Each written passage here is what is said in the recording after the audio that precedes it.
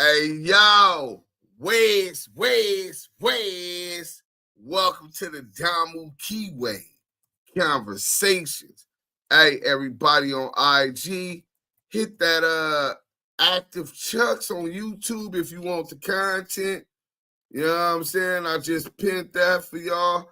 Everybody that's on the tube, I see my good peoples is already coming in. Hit the like button first and foremost. Take them chucks off before you step on that carpet.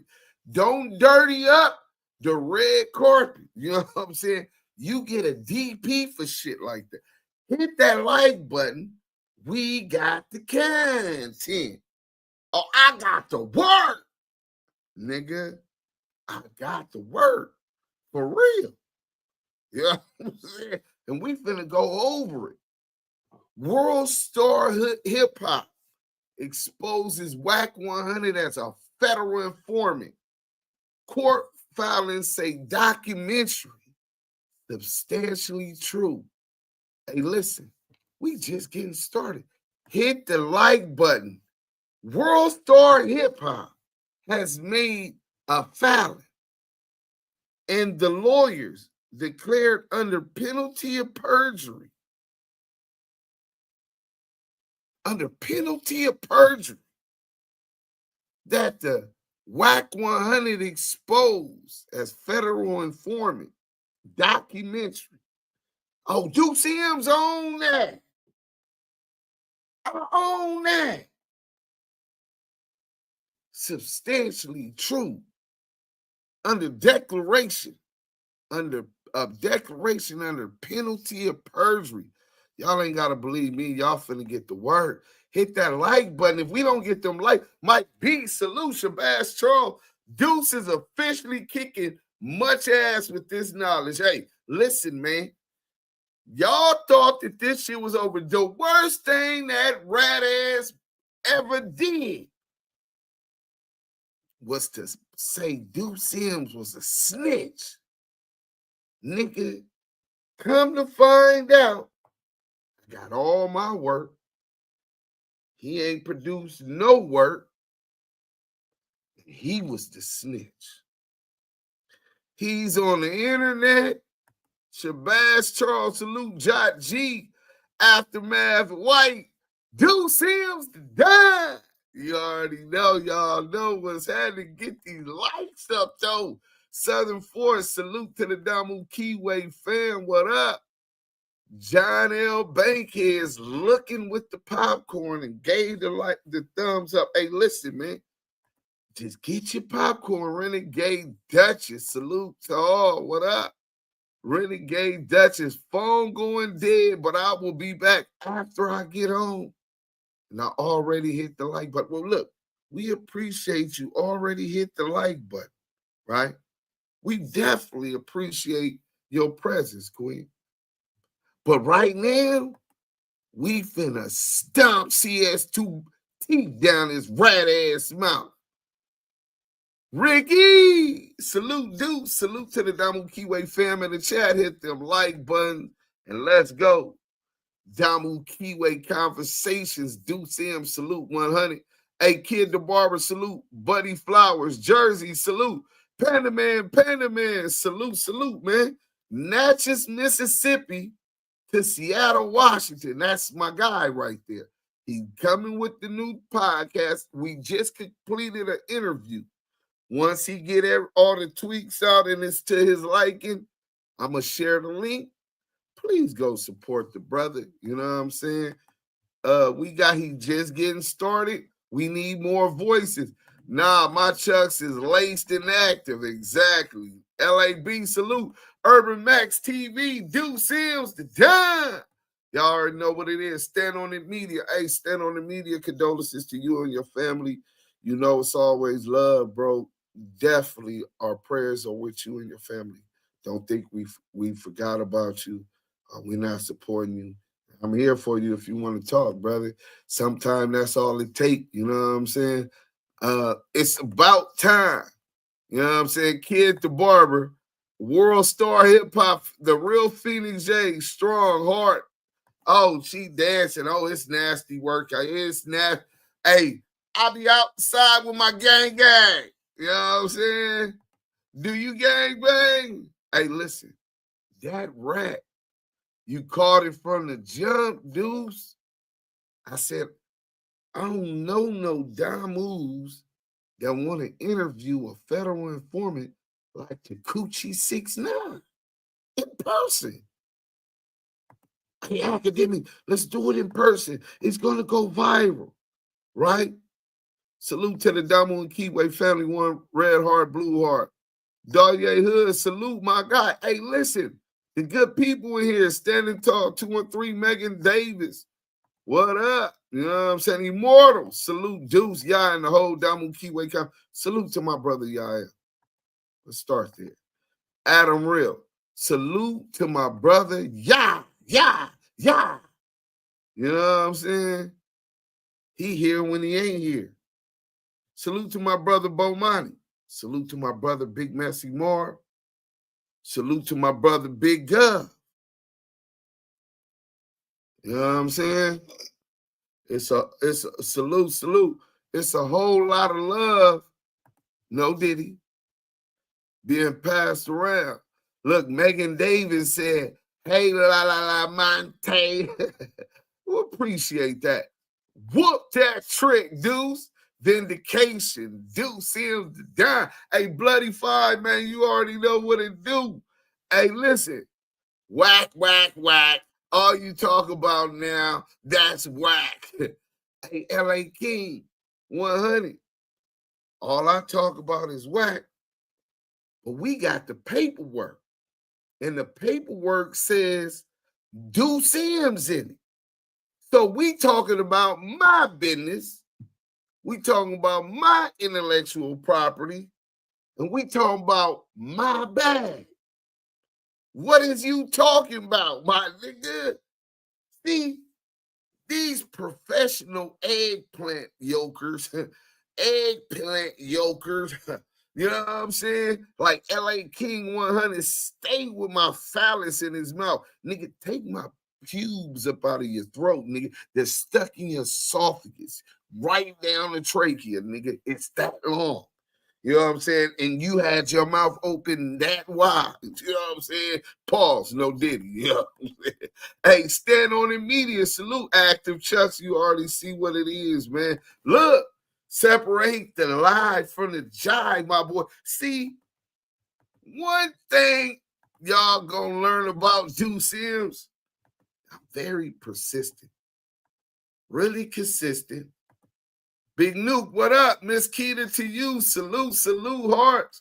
Miss Lisa was shaking everybody. Sir Dude, salute. Blue hearts with the active chuck. Salute, Queen.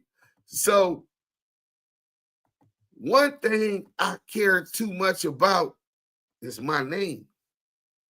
They say a good name's worth more than gold. I remember when my G homie told me, hey, Duse M, a good name is not only worth more than gold. He said, you know why I fuck with you? I said, why you fuck with me, G homie? This the ballest nigga in the set. Dead homie. If you know, you know. Miller boys, nigga. Damn, you know why I fuck with? I said, yeah, nigga, because I'm out here doing my getting cracking, blah, blah, blah, blah, popping it. And he laughed. This the G homie in the set with the biggest bag. Straight gangster, nigga. You know what I'm saying? Legendary. And he said, nah. See, I don't know about y'all, but I was raised kind of different. A long line of brims, nigga.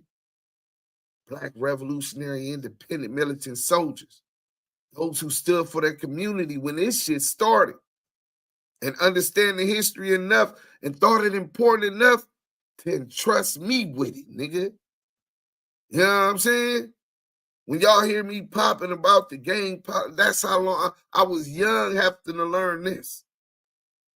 If you know, you know. But he said, nah, Duse M's, the reason that I fuck with you I could buy a killer, nigga. 5 bands, nigga, is the going rate right now. I could buy a bitch. I could buy a house. I could buy a car. But I can't buy loyalty. Someone could buy your loyalty, and they're just a hired gunman to whoever got the biggest bag. A prostitute. Nobody respects those guys. I can leave this place right now with the drawers full of hundreds and fifties throughout every motherfucker, throughout the kitchen cabinets and drawers filled with money, nigga. And I know not a dollar gonna be gone when I come back. You already rich, Duse M. Rich in character. And niggas with bags is always gonna remember that. You'll never be broke. I soaked that up. I digested that and I walked that. So when you get CS2 back, Immortal, salute, salute, salute. When you get CS2 back, the long tail rap 100, Deuce called it and exposed the exposers a long time ago. Oh, we finna talk our shit. We finna talk our shit. Hit that like button. Westside, Las Vegas is in the building. Deuce M, what it do? Rico Pacino. Wait, Rico from the West? Not my guy. My guy with the car wash. Salute. Well, you already know what it do. You know what I'm saying? I be outside. I don't know about y'all. Them the West Side Bloods out there. Yeah, I fucks with my nigga Rico. Solid on me. Soon as I got to Vegas. Yeah. Fresh bloody mosquito for you, Adam. Real. When when I be you, you go to bed, nigga. Always stick together and get up this busted. Don't let people distract you from the target. Fuck CS2 back. Right. Dude's got the bind 10. Hey, listen, I got the content. Hold on. Who said that? Who was that said the dude's got the bind 10? My nigga Ricky. Nigga Ricky said dude's got the bind 10. Y'all thought it was a game. Y'all thought I was one of these cap niggas, bro. These niggas be on the neck capping. You dig? Do you dig what the fuck I'm talking about, nigga? Y'all see this? Electronically filed. The 9th of September, 2024. This was when Wack100 first filed the lawsuit. We're going to go through all of that. We're going to go through all of that. MediaLab, so y'all see what it is, the case number, the judge, Stefan P. Pfaffler, Department 68, a declaration of Brooke Noel in support of special motion to strike plaintiff's complaint. So this is a special motion and a declaration from Brooke Noel D. Royes in support of a special motion to strike Wack100's complaint claiming defamation of character from the WorldStar hip-hop video. Hey, listen, bro. See, you can fool some of the people some of the time. All of the people some of the time. But you can't never fool all of the people all of the time. You can fool them niggas on the East and Midwest, but in LA, you still haven't passed the test. Whack a rat. Facts. West Coast, stand up. Oh, real quick, we're gonna run the content that is just as big as this. Salute to Styles P, not only one of the greatest lyricists that ever walked the planet. That nigga been ill. You know what I'm saying? But he brought to light about Hocus 4/5, saying that he was dropping his flag, burying his bone, as they say in New York. He was dropping his flag. And they had a drop your flag challenge of New York so-called Bloods saying they no longer with it. That's some LA shit. They got food, etc., etc. Listen, bro, whatever you feel is going to make you stronger, cool. If you could drop your flag, then it was on you and wasn't in you from the get-go. Now, up under that flag, we still trying to stay. You understand these dynamics. So what is you going to do? You just laying all the way down? You never believed in the struggle? You never believed in really wanted to fight against oppression? Whether it was with the Nietas, the G26s, Latin King, whoever your generation fought with. I'm just saying. If it's on you, then it wasn't in you. Hey, Levi, go. Kicking my damn table with the laptop on. So we gonna get to this. So it's finally paperwork on them. Salute, King. So this is a motion to dismiss Wack100 lawsuit, calling saying that my documentary that went viral, 3 million views on WorldStar hip hop server, another 1 million views on YouTube server, and then they promoted it on all kind of other stuff. Duse, tell your moms take Phoenix off timeout. Hey, yeah, don't put Phoenix on timeout. Now, what we ain't gonna do, Lamonte, Eminem's get active, King. Shalom, shalom, brother. Shalom to the tribes of Israel. ETE, we running these YouTube streets. Hey, this is what we do. Hashtag ETE. So, look, before I get to reading this, because this shit gonna go viral, right? Y'all see we got the word.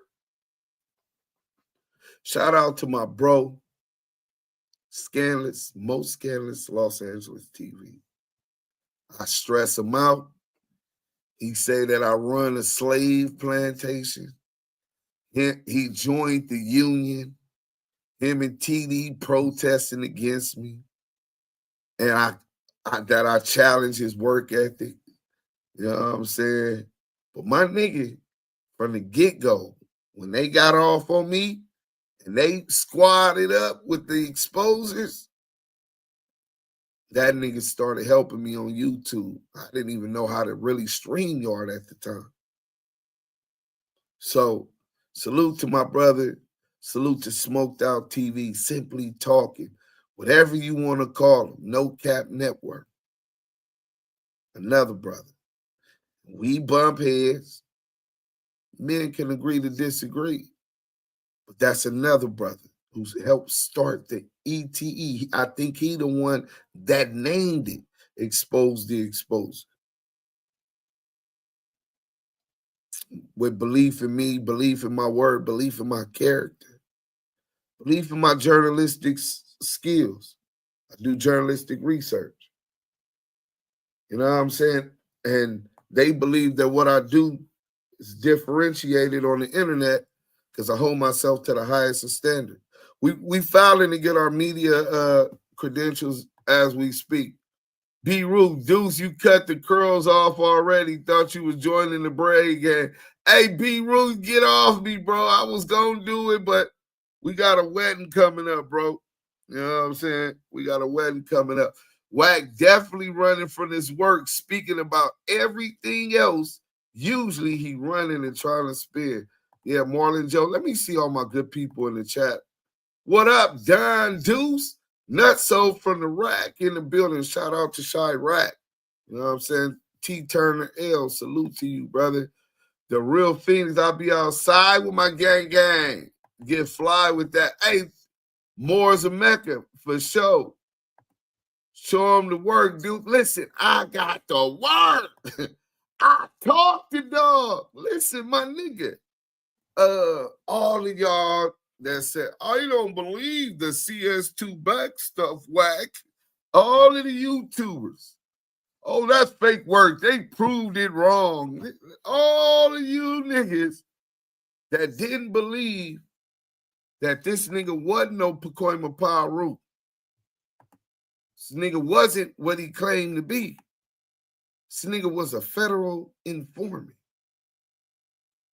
Content aside, how much intelligence do you think he has gathered up under all of these active gang members?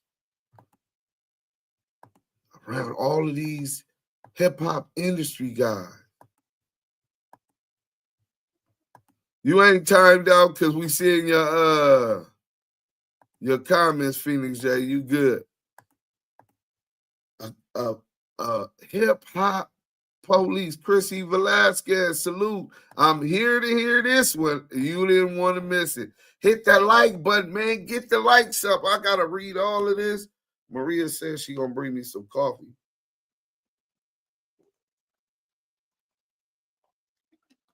Let me whistle. Let me wet my whistle. LA Shot caller up in the building. Hey, marsupial, bloody main fine. This nigga was a marsupial all along. Forget gang ties. They got court ties. Southern Forces in the building. Let me drop the thing for Southern Force. Southern Force be up here hanging out with me regularly, nigga. He become a staple. Very intelligent brother and very humorous. You know what I'm saying? So is that J Hood? J Hood? Is that not the police, please? So look, I dropped that. We done got to the bottom. Now we're gonna get to the bottom of this. So we'll start from the top. Declaration of Attorney Brooke Noel D. Royes. I, Brooke Noel D. Royes, declare as follows. I am attorney with the law firm O'Hagan Meyer, counsel of record for MediaLab AI Inc., defendant. So these are the defendants, MediaLab AI Inc. Remember, Wack kept saying, and we gonna play it. Media Labs LA. They say LA sometime, but it's AI, right? It's different corporations, but the major one is AI Inc. defendant. I have personal knowledge of the facts set forth in this declaration, and if called as a witness, could and would testify competently to such facts under oath. Declaration of Attorney Brooks. So she has filed a declaration in support for a special motion to strike Wack100's complaint claiming defamation of character. On July 8, 2024, plaintiff Cash McElroy Jones, pseudonym known as, first let me not be rude and welcome my guy, Southern Force. Salute to you, King. How you doing today? Salute, brother. What's good? What's the deal, man? Man, listen, we finna show our natural black ass. We finna show the fuck out tonight, bro. Listen, it's nasty work, nigga. Ooh, I'm looking at it now, man, and like, even little bits and pieces of it. Golly, spread this decon on this nigga, man. Oh yeah. So, hey Jay, if that is J Hood, I know your dad be mad at me because I call him a rat. It is what it is, and I understand that. But he told me the truth, bro. He told me the truth, at least as he knows it. And that's what I had asked him. So for that, I do want to salute him, and that I appreciate him entrusting me with the truth. Let's get back to the content, though. So Cash Jones, pseudonym known as Wack100 plaintiff, filed a suit against defendant in Los Angeles Superior Court, case number, a true and correct copy of plaintiff's complaint. Complaint is here to attach is attached here too as Exhibit D. The complaint alleges that on or about January 27, 2024, that's the day I released the documentary, a documentary video entitled Wack100 Exposed for being an alleged federal informant documentary was posted to the WorldStar Hip Hop YouTube channel, the WorldStar Hip Hop YouTube complaint 15. 4. As a statement, the actual statement contained in the documentary at 0:13 seconds and 4:58 is, well, first of all, there were no arrests made other than Cash Jones, timestamp 00:13 and 4:58 documentary transcript. So what the attorney representing, hold on, let me free the goo over here. The attorney representing MediaLab WorldStar Hip Hop is going to Wack100's complaint and his arguments, which was that this was a defamatory, that Detective Michael Coet said that the only person they arrested was Cash Jones. This is what, let's go to the video. We'll show all of that after. Let's go. So for those who don't know, I gotta walk y'all through it. I got to. I can't be lazy. This one's too big. I can't assume that y'all know what's going on with the documentary. So we're gonna pull that up real quick. It shouldn't take that long. Hit that like button. If you're just coming in, we got the content. I'm Duse Sims, the Dime.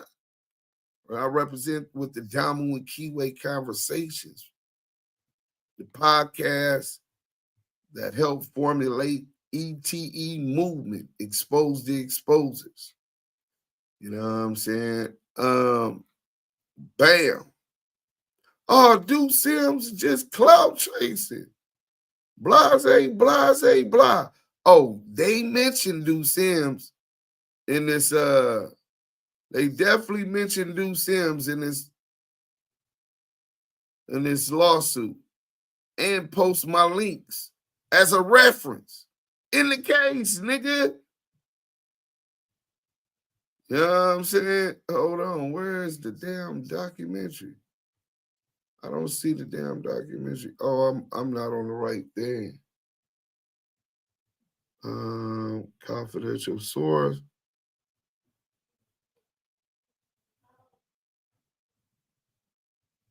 Yeah, I don't see the original one. I think it's 11 minutes. Did I block that video or something? Oh no, here it go. Got it. Take a part and hit that like button. Let's get this up.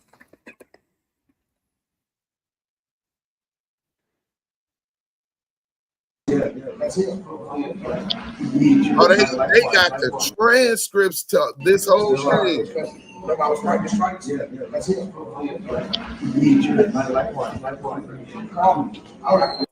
Dude that spoke on Shaq is completely right, because I was caught up in the middle of all that. Well, first of all, there were no arrests made other than Cash Jones. Wack100 most famously. So that's what they just quoted. They're trying to get the case dismissed. And this is why they're finna explain to you why. But that's the first part they cite, because he's saying that was defamatory, right? So we're going to get back to the work. The documentary is ready for different parts. Let's get to it. So as to statement one, the actual statement contained in the documentary at 0013 seconds and 4:58 is, well, first of all, there was no arrest made other than Cash Jones.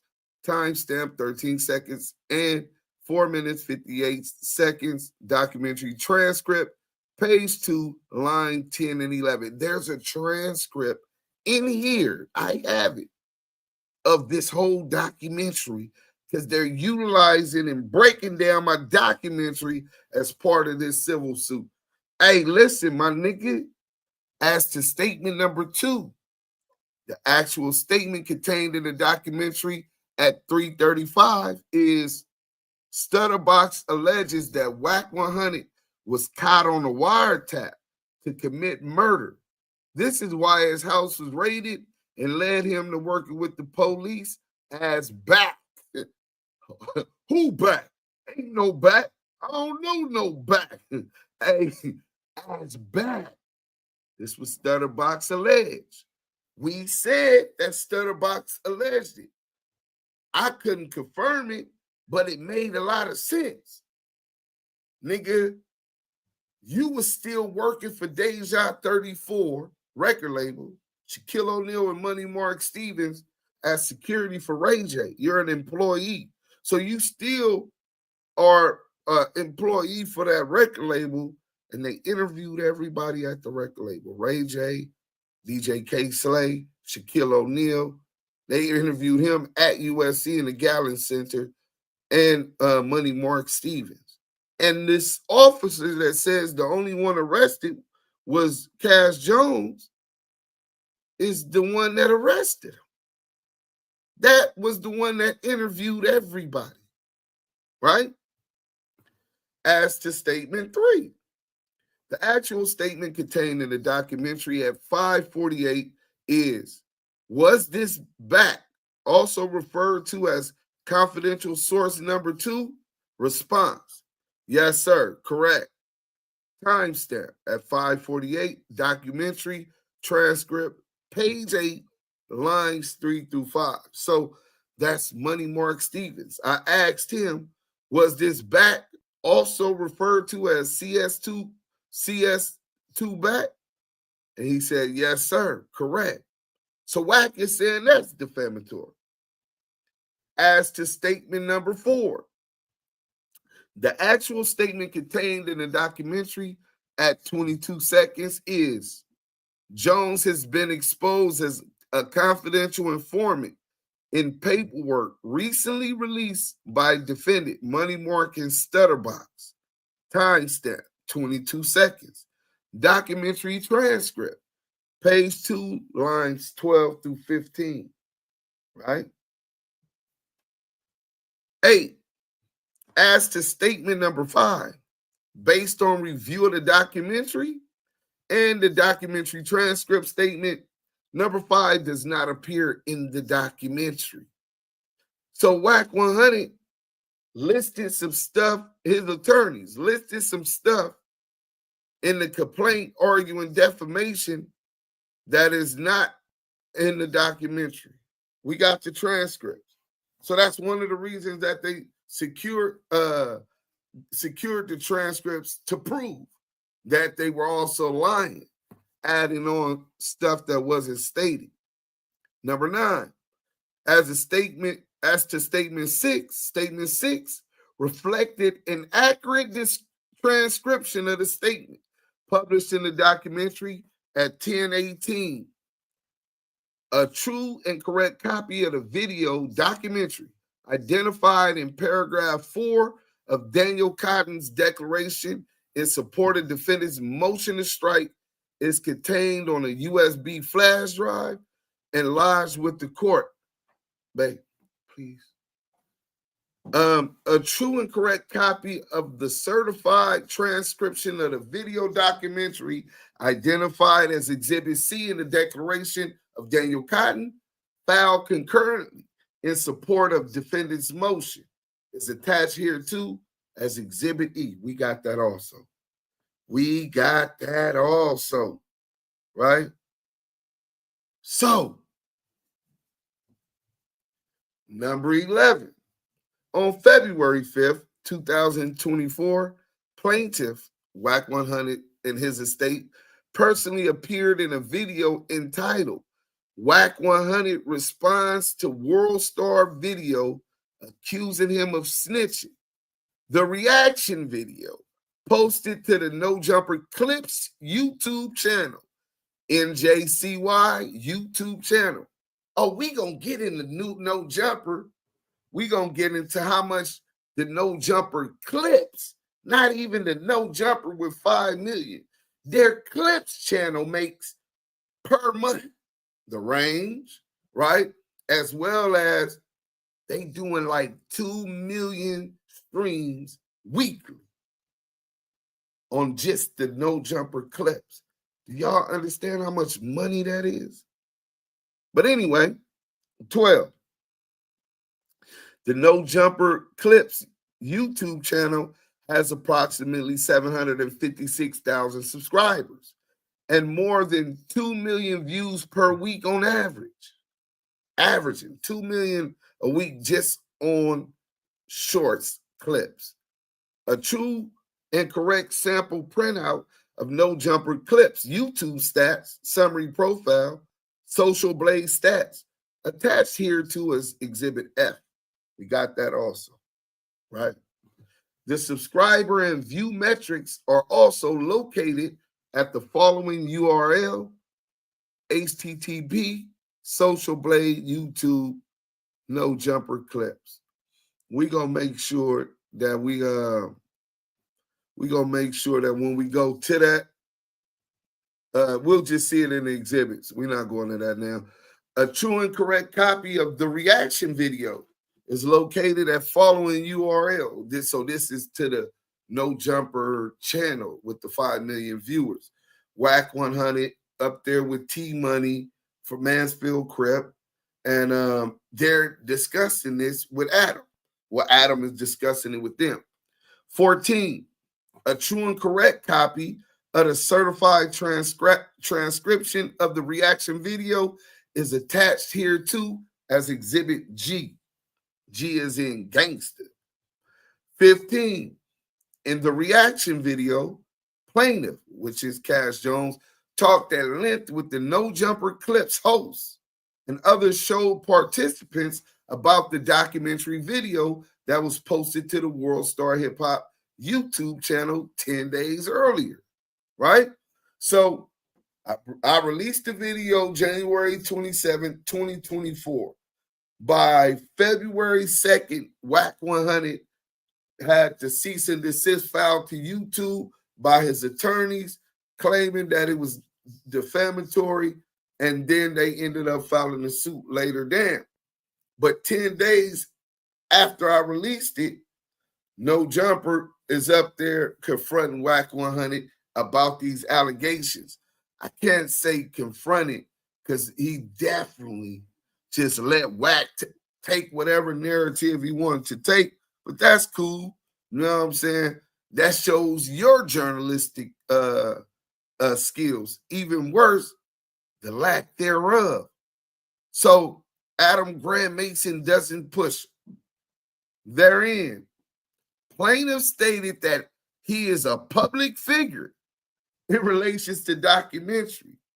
So when people don't realize, whether you like it or not, I'm a fucking public figure. Whether you want to disagree with me or not, Wack100 is a trademark name and is a public figure by right of podcast, by right of record label, by right of notable manager. I'm a public figure. Reaction video timestamped at 3:04. Reaction video transcript page 5 through 6, lines 22 through 25, 1 through 2.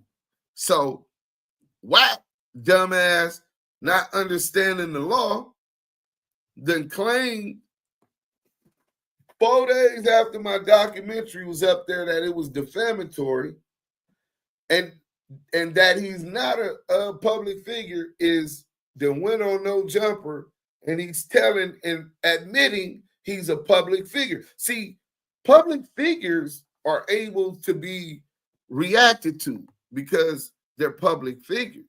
You know what I'm saying? So this is some nasty work that he's so dumb with his big ass mouth trying to run the play to get some money, and his big ass mouth then got him caught up, right? So let's get to this.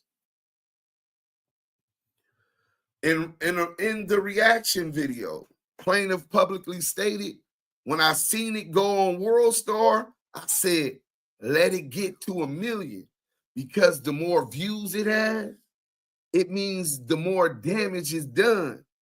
Reaction video, timestamped at 2 minutes, 49 seconds. Reaction video transcript is up. This is said on page 5, lines 16 through 19. Here we go again. You just can't keep your big mouth shut, rat boy. The Wack boy, really the rat boy. The nigga rat so much, he rat on himself, you dumbass bozo. This nigga is slow, bro. So insecure. Napoleon complex. Trying to prove himself at 50. Nigga. 17. In the reaction video, plaintiff publicly stated, when I hit my legal beagle, they was like, oh shit, we know they didn't do this. I said, yo, let it rock out. Reaction video, timestamped at 3 minutes, 28 seconds. Reaction video transcript, page 6, line 4 through 6. Plaintiff's legal beagle refers to his attorneys identified in the video as Sing and Sing, counsel of record for plaintiff in this matter. So you didn't show Adam the lawsuit, the play that you done ran with Sing and Sing. Y'all lying about what's being said in the video and all of this shit, right? But you're running your big mouth again.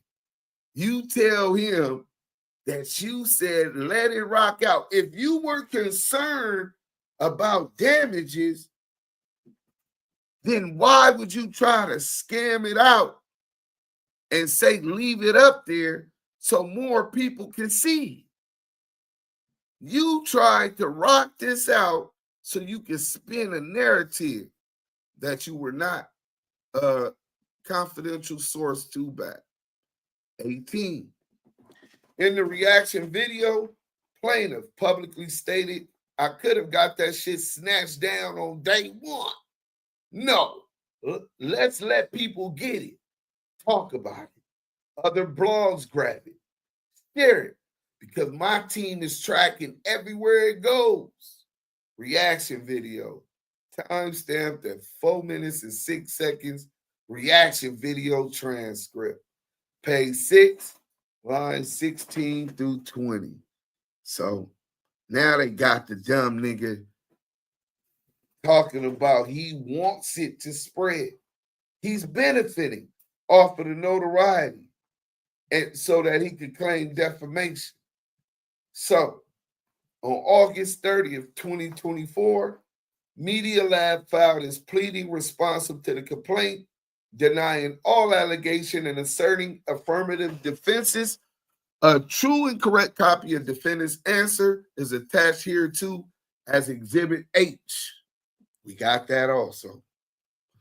Despite plaintiff's allegation of defamation, the statements at issue in the instant case were contained in nearly identical prior video posted by a completely unrelated YouTube channel on November 22nd, 2023, more than 2 months before publication date in this suit.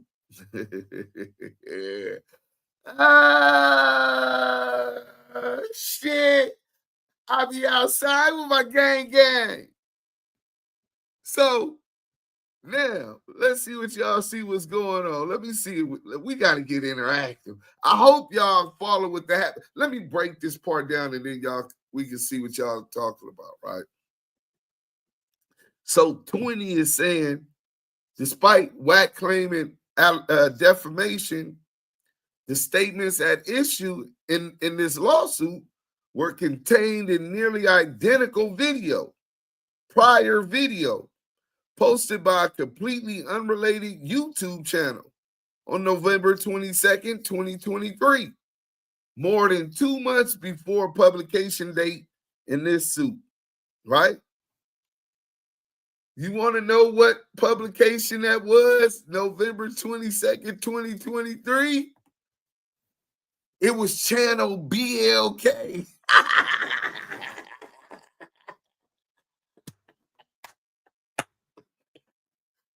Oh, shit. Channel BLK, you gonna say you published that too? Hold on, we gonna show the video, man. The date was November 22nd, 2023. I think we published that on Zesty 280's YouTube channel, right? Let me see. It might have been the one on mine. Hold on. It's definitely my video, right? So we gonna say,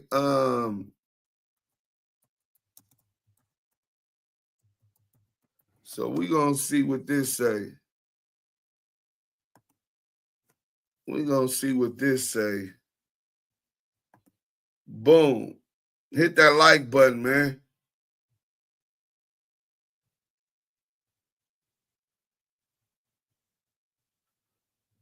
Oh, yeah, I think that one is. Hold on, let me see what date this was. Oh, yeah, we posted it on both our shit. They said November what? Let me see. They said November 22nd. And this one is November 25th. So, yeah, it was on mine. Let me go to mine. I found it already, but that's on the UOD one. Boom. Remember, y'all got to remember, Zesty 280 is in the original video with me, bro. Zesty 280, nigga. You know what I'm saying? Zesty 100. He even went over there stuck in an eggplant, man. The game cold, man. Niggas don't got loyalty. Niggas is weird as hell. You know what I'm saying? Let's get to 3-part. Let's get to part 1. Where's part 1? That's part 3. I think this one might be identical. What they say, boom. This date is November 21st. What date they said? November 22nd. Okay, well, here go my posting right here. We got it. Yeah. Let's get to it, man.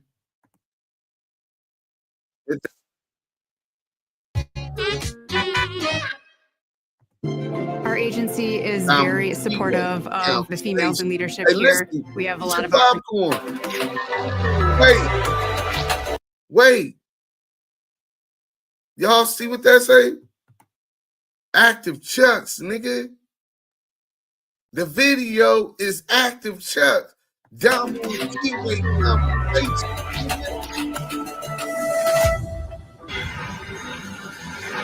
With the UOD. Yo, it's Duff for the Cloud Chaser TV, man. We back up in this thing again, you dig? Wack100, most famously known.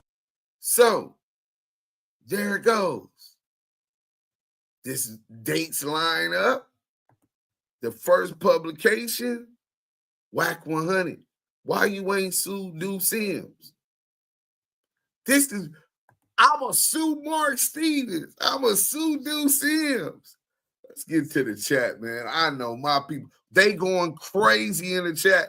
Wax ad-lib, Reggie statement, Lovejoy's 911 call, Platinum Snitch record. Now, these niggas is tripping. Neezy Cobb, salute. Cockwalk, no doubt. We finna get this work. I guess WorldStar finally found out who the original submitter of the documentary, huh, Deuce? The doc is their winning hand. Listen, the documentary published before that documentary is the winning hand. They saying Duse M's already published this, but you ain't suing Duse M. Wack's lips are moving. He's lying. Wack is a federal agent, officer of the year. Bro, I told y'all that the nigga was a confidential source, bro. 137. Nigga, and the nigga so sharp. Nigga sharp as a porcupine quill, nigga. Nigga, I peeped it. Niggas moving funny. Y'all gotta watch how these niggas is moving, bro, because they tell you and show you who they is. That's how we started the exposers. You know what I'm saying? Common sense shit. Superfly, what's up, man? All right, we finna go to back to the work. I got to work. Nigga came on the internet trying to run everybody's work because he knew one day this was gonna come out, and he gonna list all the niggas that ratted to try to justify. You know he got to deflect. But Box told on me, Paru, blood walked in the court, total Cash Jones. So look, so the 3-part video is located at the URL Duse M's Wack100 CS2 back hip hop police, right? So, oh yeah, that was hold on, I think hold on, let me see this. Yeah, that's the other one.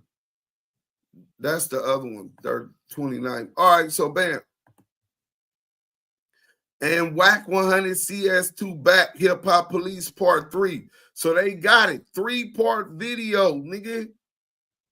3-part video, nigga. Y'all want to see the 3-part video? Well, y'all know what it is, nigga. It's on my page. Go run that shit up. Go run that shit up. The chart below details the similarities between the statements made in the video posted in November 2023. We cracking right now, babe. Thank you. I really appreciate it. We got the work on CS2 back on the WorldStar video, my WorldStar video. So they cited it in the what you call it. They said that it's true. That it's truthfully, what they say, substantially truthful. Substantially dismissed in the interest of justice, nigga. But anyway, thank you again, babe.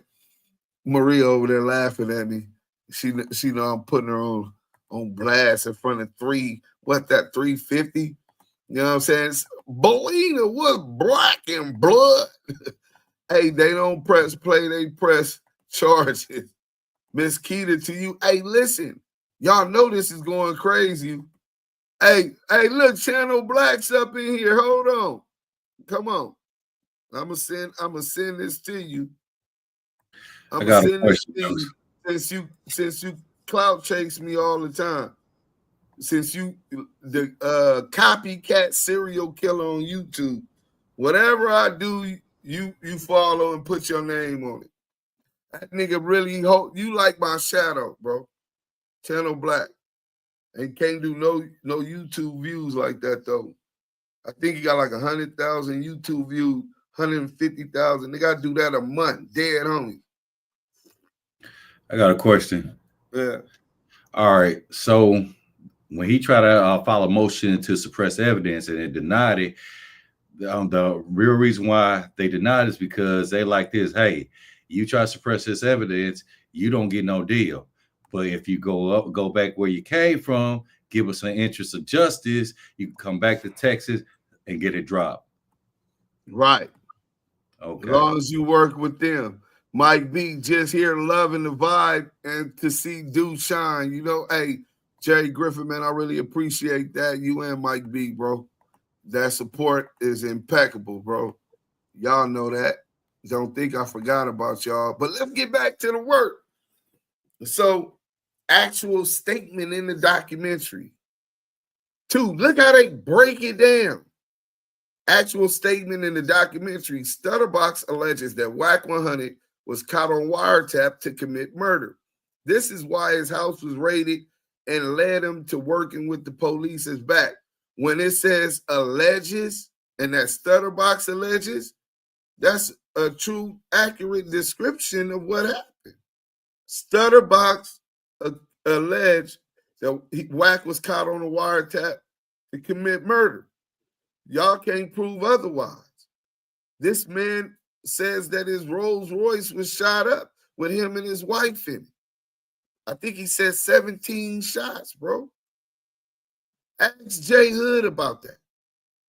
That's something that even passed on to his child life resonates in the back of his mind. We found out from Robert Ross, also known as Stutterbox. This is the November 23, the original video I put out. We found out from Robert Ross, also known as Stutterbox, a Main Street Mafia Crip and Wack100's neighbor, that Wack100 of CS2 back got his house raided for getting caught on a wiretap on a conspiracy to commit murder. Timestamp 7 seconds, right? So that's showing the differences between my original three-part long documentary and the short WorldStar documentary. 3, was this back also, this is on the WorldStar hip hop video, was this back also referred to as confidential source number 2? Response, yes, sir, correct. Timestamp 548, documentary transcript, page 8, line 3 through 5. Was this back also referred as confidential source number 2? Response, yes, sir. So why aren't you suing Duse M, Wack100? Jones has been exposed as confidential informant in paperwork recently released by defendant Money Mark and Stutterbox. Jones has been exposed as a confidential informant according to paperwork produced by his co-defendants, Robert Ross, also known as Stutterbox, and Shaquille O'Neal's business partner, Money Mark Steven. Wack100. Wack Jones confirmed as confidential source. First up is Stutterbox. This is my video, the longer one. The man at the center of the wiretap on which Wack100 is exposed as a confidential source. I'm saying the exact same thing, the exact same message, with the exact same sources of this information that I provided in a documentary, right? And you can listen to Channel Black, you know what I'm saying? He ain't gonna come up here. He's a coward. He's an internet coward, ain't from our community, and I think he's a fed. He works with CS2 back. CS2 back trademark Death to the Cloud Chaser, which he was an employee, often not paid employee. You know, that's the 100 EBT side. They do work and don't get no money. I paid that little boy to edit that video. I gave him the facts. He was able to digest this enough as a work for hire. And Active Chucks Entertainment owns that content. You understand what I'm saying? So you might not like to say that I'm a businessman. You might not like to say that. But the fact of the matter is, you said Wack was a good businessman. You went into business with Wack. And where did that get you? After he stole y'all company. So, Exhibit D. So this is, I declare under penalty. Listen to this. This is standard for any kind of legal filing or declaration of statement, right? I declare under penalty of perjury under the laws of the state of California that the foregoing is true and correct and is within my personal knowledge. Executed this 9th day of September, 2024 in Woodland Hills, California. Declaration of attorney Brooke Noel D. Royes in support of a special motion to strike plaintiff's complaint.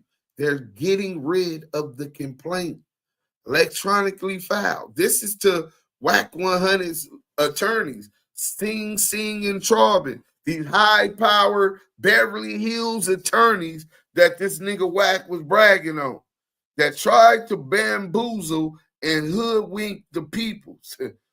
They weren't that smart. Y'all on the wrong side of history, my nigga. This ain't a good look. Even dealing with CS2 back, he's a scammer, bad for business, right? And then even trying to run the play when y'all knew it was up there and left it up there like y'all didn't know that it was up there. And later complain and argue in a complaint that it was defamation per se. Here's Wack100's, a copy of Wack100's attorney's complaint right here. This is what they filed. Plaintiff Cash Jones, by through and his undersigned counsel, hereby sues defendants MediaLab AI and those 1 through 20 inclusive collectively defendants and alleges as follows. Plaintiff Jones is an individual residing in Los Angeles County, California. Now, I just want to bring something back to y'all, right? Remember he said he was not a resident of the state of California, that he was been a resident of the state of Oklahoma, so they couldn't get him for the guns that they found when they raided his house. You can't put them guns on me. I told y'all that, man. Let me go over here real quick. I'm going to go ahead and give y'all this real quick. See, hit that like button. If I'm going to be cooking for y'all, the least y'all could do, hit that like button. We ain't even got no super chats or no cash apps yet. Maybe I did and just didn't see because I'm over here working, right? So I'm finna find this CS2 back. Oh, this is nasty work. Hey, I've been reaching out to the MediaLab attorneys to get my money and to give them all of the evidence they need to prove that it was true. Even after this, new evidence. You know what I'm saying? Like this. Let me see, where the hell is that shit at? I'll find it right now. He said he had to work. That nigga is crazy. Okay, here it go. It should be here. They better not have took it off. All right, here it go.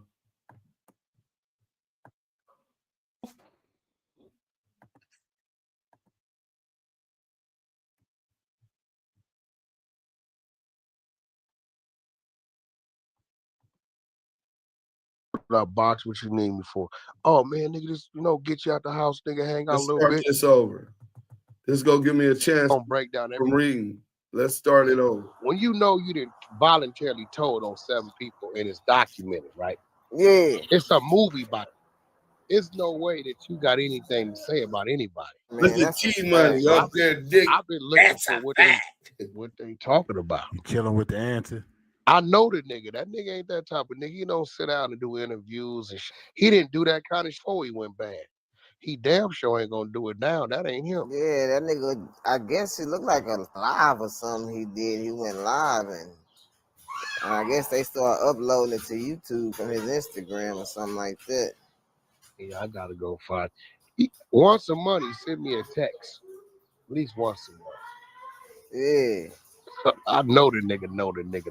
He talking about see, I don't even, that might not be the same person then, man. Bro, listen, you ever watch Unsolved? Yeah. Okay. The nigga from Uncle Jerome. Yeah. Snowfall. Yeah. Oh you yeah. Remember Yeah. the scene where Uncle Jerome pulled up in the Rolls Royce? Yeah. And he went into police and started telling about a nigga that's moving dope on the trucks. Yeah. And remember they went and showed him putting a tracker on the truck and they pulled the nigga over and all he had was magazines in the back. Yeah. Uncle Jerome is Stutterbox and the nigga in the truck is Wack. That really happened. Man. It's a book, actually, nigga. Look, I'll PTR. It's a book called Murder Rap by Greg Kading. So you go to the chapter called Omani, what up? You're gonna see a picture of me, him, Suge. The police that all these snitches work for, when he retired, he exposed them all. Keith, the Crip. He exposed all his informants. So that's the picture in the book in my PTR. That's that one. That's that my brother. Me, Suge, got Stutterbox to the left. Right? Yeah. So if you go to the chapter called Stutterbox, they gonna break down everything he did. And out of nowhere, he came in, gave us this man's name, told us he had a trucking company. If you want to get the Suge, you got to go through him. He moving cocaine and dope from here to there. They spend $300,000-$400,000, nigga, with wires, tracking devices, all kind of shit. They came into my crib. Chilling with the answer. I lost a dog that day. My dog Wacko, one of my bulls. When they hit the back gate He locked on the nigga. They had to shoot the nigga like 7-8 times. Man. Kill him.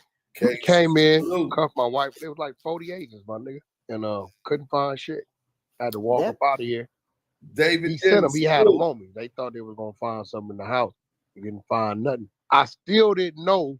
He said they didn't find. Tell you what I knew what time it was. Now, in a minute, you're gonna say that when again. they come in, they hit my home office. They were searching about 18 minutes. When they got to the home office, dude called the search off. Because one of the reasons why they went in front of the judge, they filed some shit called living beyond my means. This whole last statement is also in the evidence, cited in the evidence to prove this dumbass nigga, confirming everything that I had edited into the video, all of the lies. That we're gonna get to that right after this. I just want y'all to hear when he says, "I don't live there. I've been an Oklahoma resident." I bring that up. It falls on flat ears. But I knew.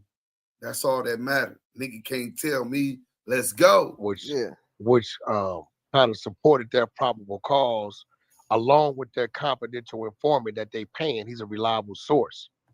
So they watching the lifestyle. So when he come into the crib and he hit the home office, he sees, well, actually, let me rewind. On paper, Cash Jones make 30, 40,000 a year. That's it. As a Social Security number, I don't make no money. So they looking at everything and they like, this don't add up. But what they failed to do was run everything. So when they hit that home office and they seen all these different corporations and they seen these cars under this corporation, these houses under this corporation, this under this, he then knew everything was justified on my side, right? Because like even today, I haven't had a personal bank account 15, 16 years. Everything I do is up under a corp. I don't give a when I get gas, it's up under a corp. Whatever I do is I'm operating up under a corporation. So they take my files, uncuff my wife. They take her. She had 2 guns, legal guns in her name. How many in the guns? Crib. They take those. In the chat, real quick. Let me get to the bottom. How many guns did they have? Did y'all just hear Did you just hear how many guns they said they had? I definitely did, man. It's just some nasty work. He said 2 guns. Happy. So he said 2 guns. After we do this, I'm gonna play Detective Greg Kading saying that it was 1 gun. They only found 1 gun, and the gun was in his wife's father's name. So they're saying he's finna say that it was 2 guns and they were his wives. Snitching on her. Pay attention though. Y'all missed all of this. I used to break it down and y'all just didn't want to hear. Call my attorney. We go down to the federal building off of Wilshire and Sepulveda, whatever that shit is down there. Now this one I knew what time it was. When I go up to the 50th or 60th floor, nigga, we come out the elevator, nigga. Ain't nothing but FBI flak jackets walking around this. About 2 months, maybe about a month or 2 prior to this happening at my crib, Stutterbox invited me to this spot called Stevie's on the Strip, soul food restaurant. So when I get there, there's 2 females there. Salute. Let's hit that like 2 button. females there, right? Now, most people move a certain way. I'm really an eyeball type of nigga. Wack don't do, I ain't off into. So when I get there, it's him, it's 2 chicks at the table. I sit at the table. What up, Box? What you need me for? Oh, man, nigga, just, get you out the house, nigga, hang out a little bit. 2 women, 2 of my homegirls, this, that, and other. I said, oh, okay, yeah, how y'all doing? How y'all doing? About 5 minutes, he said, I'm finna go to the bathroom. When he go to the bathroom, the chick start popping. She telling me she from New Orleans. She came out here to meet with this nigga. This bitch ass nigga ain't answering his phone. She come out here every month to buy 5 keys, all this shit, right? So when she talking, I'm looking at the bitch, right? Bitch bad. So when Box come back, I tell him I gotta go to the bathroom. So I make my way to the bathroom. Instead of making the left, I make a hard right to valet. I get on up out of there. You chilling with the answer. Right? When I got to the 60th floor, T-Money. 60th floor. Guess who I saw the FBI flak jacket? The bitch. That's crazy. Right? So I say, damn, that's the same bitch. So by now my antennas go up like, damn. I'm saying this nigga box with a fed that don't even know Ain't it. no Duse Cannon, know what time Duse it is, right? Sims. Get that So right. we get into the conference room. They got like 7, 8 feds, whoever they little leader is, whatever y'all call him. I'm sitting down, me and my attorney going crazy. We filing a lawsuit, harassment. Y'all embarrassed my client. He lives in a gated community. He can't live there anymore. Homeowners Association is filing complaints against him because you guys came the way you came. His neighbors are frowning upon him. All this shit. We playing for the bag, right? So dude says, well, we still got your client on 2 different situations. He like, is that right? We'll put him on the table. We walking. We got your client. We still got your client on 2 different situations. Out of here, right? So first situation, he said, well, we found firearms in the house. He's an ex-con convicted felon. He can't be around firearms. We found firearms in the house. Plural. Remember that. Right. So I stopped my attorney. I said, well, you ain't found no firearms in my house. He said, yes, we did. These firearms are such and such. I said, well, I ain't never seen them firearms in my life. He said, well, they registered to your wife. The guns is registered to his wife, and he's saying he don't live there. I said, well, what they got to do with me? He said, well, that's your wife. I said, okay, well, what they got to do with me? He said, well, you live in a home. I said, you can't prove I live in that home. Right? What, you got some cars that's registered to a corporation? Matter of fact, I said, can I go in my back pocket? I pull my wallet out. I slide my wallet. What's this? That's where I live. I've been a resident of Oklahoma since 2003. So he's been a resident of Oklahoma since 2003, right? Remember that. This is why he did it. They found 2 guns. The guns registered in his mama name. See, this the type of shit that got him caught up running his mouth in Wheeler, Texas. Wheeler County, Texas, with them guns. You know what I'm saying? When he nervous, he Texas. Don't mess with Texas. Don't mess with Texas. But shut the fuck up. Okay, Boogie Brown. And present evidence. Okay, CW said F. Paru and called you a slob and said you were looking up to him.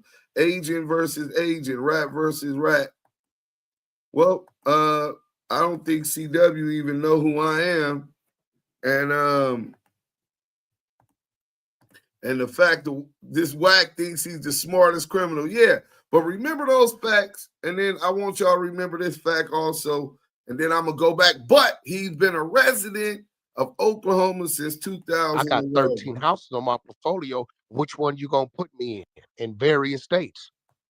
Right? I said, you see that? Commercial driver's license. I'm a truck driver.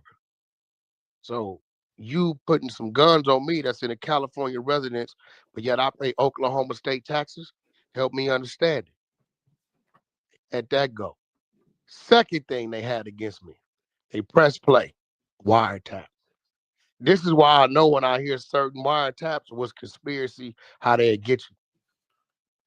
They got me on the phone.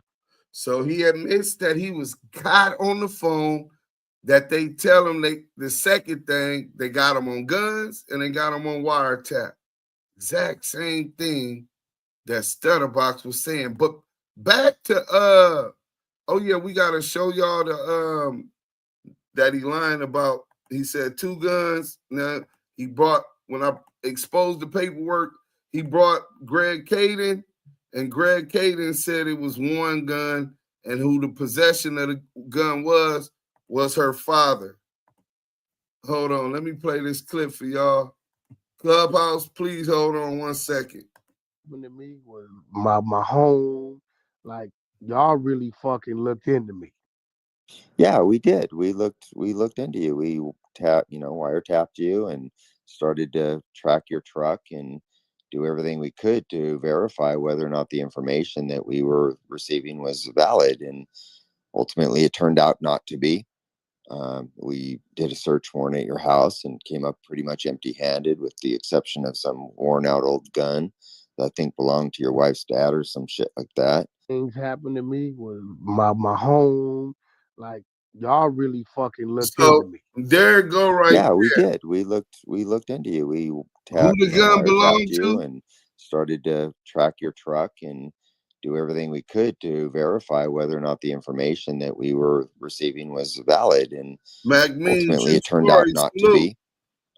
We did a search warrant at your house and came up pretty much empty-handed, with the exception of some worn-out old gun that I think belonged to your wife's dad or some shit like that. Things happened to me with my home. One worn-out gun, and it belonged to his wife's dad, to Kim's dad, Cap.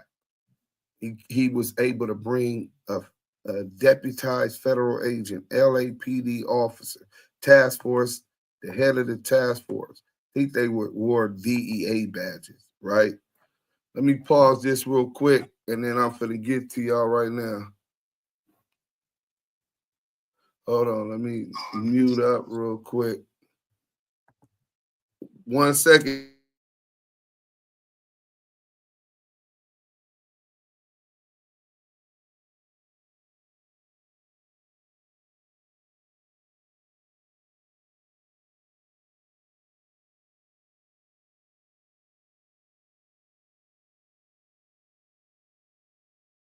All right, let me get to this real quick, right? Sorry, Clubhouse. Hit that like button. We got 400 people up in here. You know what I'm saying? Let's get back to this. So they lied about how many guns it was. I brought that up. Y'all ignored me, right? Y'all ignored me. It was crazy. Dead ears. You know what I'm saying? So Wack100, his lawyers signed a declaration here saying that Plaintiff Jones is an individual residing in Los Angeles County, California. They saying now he's an LA resident. Y'all didn't catch that? Nobody ever caught that? I thought he was a resident of Oklahoma since 2021. Y'all believe that? This nigga worse than the Young Thug on the phone. Yeah, he's way worse than Young Thug on the phone. He's putting niggas in jail. Well, I guess Thug was trying to do that too. So I don't know. How do you measure which rat is the biggest rat? So does 1 through 20, those 1 through 20 inclusive, are defendants whose identities have not yet been ascertained? They are individuals, partnerships, corporations, or some other business entity. On information and belief, each Doe defendant was somehow responsible for the damages caused in this case. As soon as the true identities and capacities of the Doe defendants have been ascertained, the complaint will be amended to reflect the true names and capacities of each Doe defendant. So the John Does who offended by exposing CS2 back, I'm definitely like one of them. But you know what I'm saying? I'm definitely one of them. Immortal. Salute to Debbie McLaughlin from Wheeler, Texas. Salute to Debbie, man. Debbie does that. CY said F. Parun called you a slob. Hey, Chaos, you're out of here, bro. You keep talking about some slob, disrespecting. You so corny, bro. Niggas that get on the internet gangbang, you're banned. We don't even want your kind ever around these parts again. This is the Damu and Kiwe conversation. This is a safe space from gang violence between the red, the blue, Bloods, Crips, GDs, Vice Lords, folks, Moes, you know what I'm saying? Blackstone. In order to sign off on a subpoena, there has to be evidence that a crime had been committed at that residence. Right. Or indicative that a crime they don't have to prove it at that point. It could be some kind of prima facie showing. So they said that they promised when they first filed this, that when they find out who the other John Does are, 1 through 20 that they promised that the complaint will be amended to reflect the true names and capacities of the Doe defendants, right? Which is also a lie, right? I got, where my photo at? I'm gonna post this letter from Sing and Sing, right? Wack100's attorney. Let me see if y'all can see this, right? Let me see if y'all can see this real quick. Hold up. Let me close this real quick. Boom. Can y'all see that?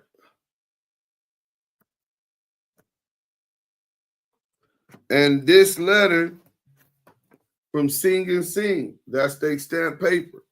So they knew who I was. They knew that I was one of the, what you call it. So they're lying there again, right? That's Wack100's attorneys. They got my address and everything. You know what I'm saying? So that was cap. But we're going to go back to the content and read this. Let's go. So, jurisdiction and venue. In any kind of court filing a complaint, whether criminal and or civil, you have to establish that you have the jurisdiction in this court, that court had jurisdiction over the case. He did all of that. He made his general allegations. The allegations were Wack100 Jones was caught on a wiretap with Del Dog conspiring to commit murder. This is why his house was raided and led him to working with the police. That's what Stutterbox alleged. Wack100 also referred to as confidential source number 2. You are CS2 back. We got Greg Kading admitting that was you on that call. Jones has, and Stutterbox said it, and so did Mark Stevens. Greg Kading, Stutterbox, Mark Stevens, all admit, and he even admitted that he was caught on that wiretap. So has been exposed as a confidential informant and paperwork recently released. Yeah, Mark Stevens got me the paperwork, nigga. Wack Jones confirmed as confidential source. He's definitely been confirmed as a confidential source. Both of the stories and the paperwork all came together like butt cheeks. Why would the FBI be calling a big-time gangster like Wack100 Jones to make sure he's okay, unless there is a relationship between two parties, which could have started when the felon was caught in Texas with firearms, right? Collectively, those are the defamatory statements. That's what his lawyer said. So we're going to get up off of all of those, right? One of the several videos of LAPD officer Greg Kading publicly debunking the defamatory statements. They put their credibility on Detective Greg Kading.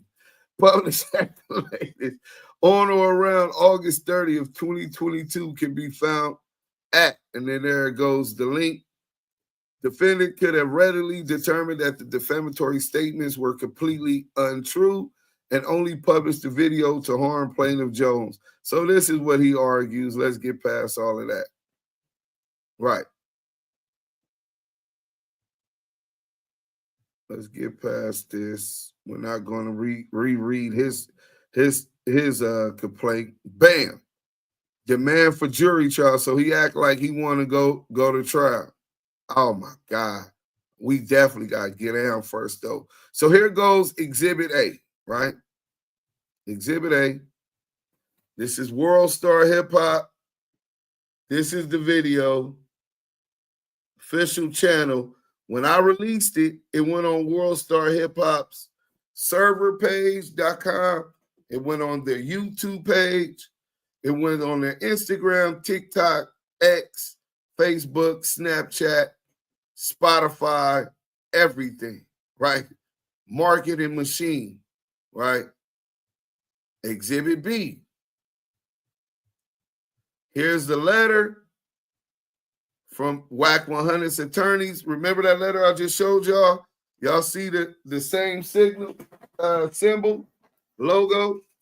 They got some nice paper with the gold symbol on the upper left-hand side on mine, this look like it's in the middle. Let me put this, let me show y'all this again. Boom. Y'all see the symbol? Okay, confirmation. So they did know where I was at. But anyway, let's get back to the content.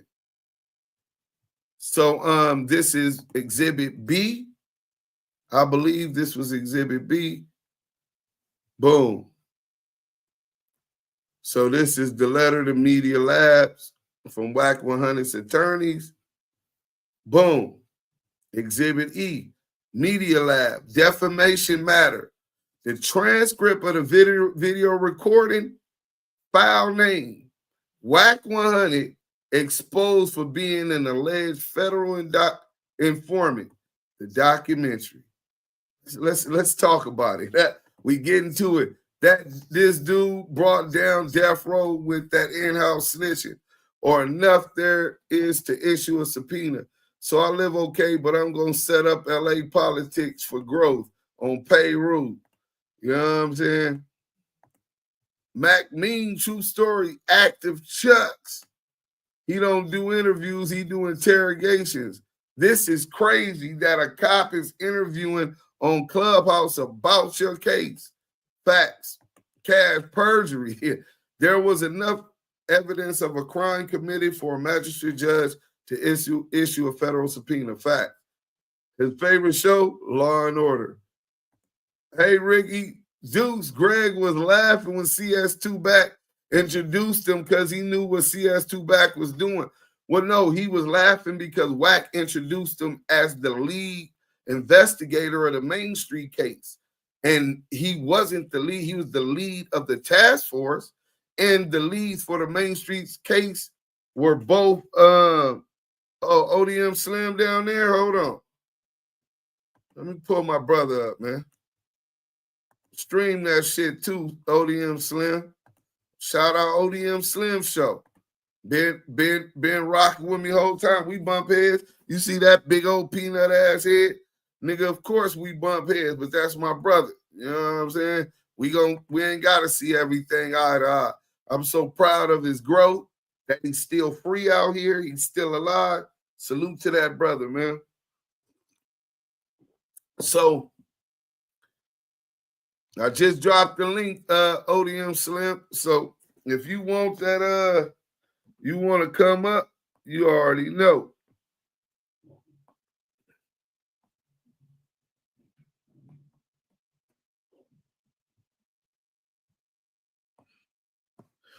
Okay, bam, there you go. What's happening?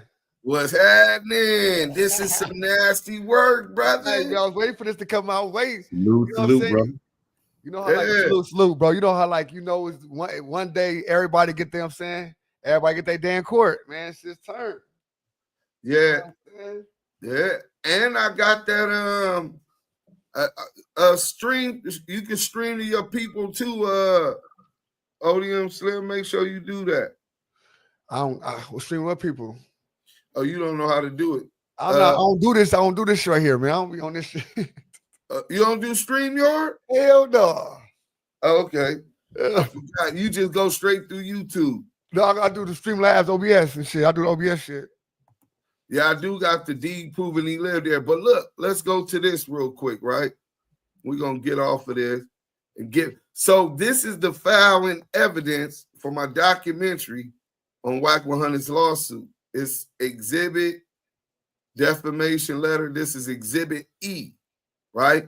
Wack100 exposed for being an alleged federal informant. Documentary transcribed by Terry Nestor, CSR number 5614, RPR CRR job number 6908544, right? So Wack100, when it first started off, he says that he talking to the sheriff. This Deshaun's first cousin. I didn't know that Deshaun, I think, is Pooh Rider, Phoenix, Messi. Salute, G homie. is Deshaun Purata? Yeah, Deshaun Lucas. Okay, Deshaun Lucas. And then he got a sheriff relative. Yeah, that'd be Dante Scarborough. Okay. So he has Purata had a cousin or a relative that's a sheriff. So that's who he was talking to at the beginning of the documentary. And he said, call me. All right. Then y'all seen the documentary, and it goes word for word on transcript to prove exactly what was said during the whole shit. When we got up to the top floor and we went to go get my personal belongings, me and my attorney, when I saw the two women with the FBI flak jackets come up, that stutter box would always invite to dinner when we was eating at Stevie's on the Strip. That's when I knew what time it was. So they got that in all of the whole thing for the documentary. We're going to go past that evidence to get back to the thing. But we're going to make sure we publish that also, more than likely on activechuck.com. Look for me to do it first thing in the morning when I get on with the team. Here's the certificate declaring that it's true by Terry Nestor, that she transcribed it. This is even the whole conversation, every word that was said, brief, bro, brother, bug, building, bunch, bureau, all of, and it tells you what page those words were used. That's something that they do in law. You know what I'm saying? We get past all of that. Oh, we exhibit F. So this is No Jumper Social Blade, No Jumper's numbers. Remember they talked about the No Jumper clips where he couldn't keep his mouth closed? Well, No Jumper clips have done over 507 million views off of our coach. This is No Jumper clips. 507 million views. They have a Billy exploiting black culture. Y'all know how much money that is? Chili Baba, nigga. This is just their clips. I mean, their subscribers on the No Jumper clips, nigga. And they're doing estimated monthly earnings 2,000 to 35,000 just off the clip. You know what I'm saying? And then you got to think, I'm quite sure they're getting paid through corporate sponsorship for certain views, amount of views, etc. And it got all of the different stuff. It's on all the major platforms, podcast, Spotify, Apple, where it does numbers there also. So now they cite in Exhibit G. It goes into the No Jumper video where Wack100 and T Money was on there. So I'm finna play that right now. Play that. For sure. Fuck Wack100. I was waiting for this. Nigga. No Jumper. I'm about to give me a shot, nigga, on the hood.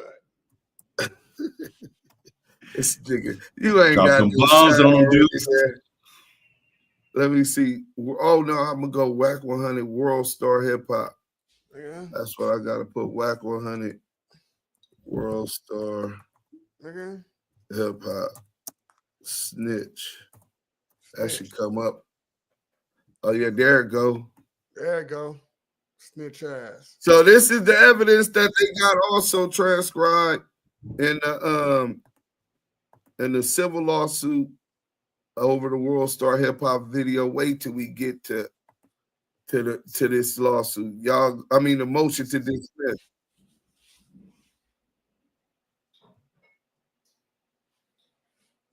Great. Oh, I thought hip y'all hop platform. Hold on. WorldStar Hip Hop. T Money, I wanted to ask you for some advice. The other day, I was just going through YouTube and I went to my favorite hip hop platform, WorldStar Hip Hop, and I got some bad news. I found out that my big homie was talking to the cops. Who's that? Who, me?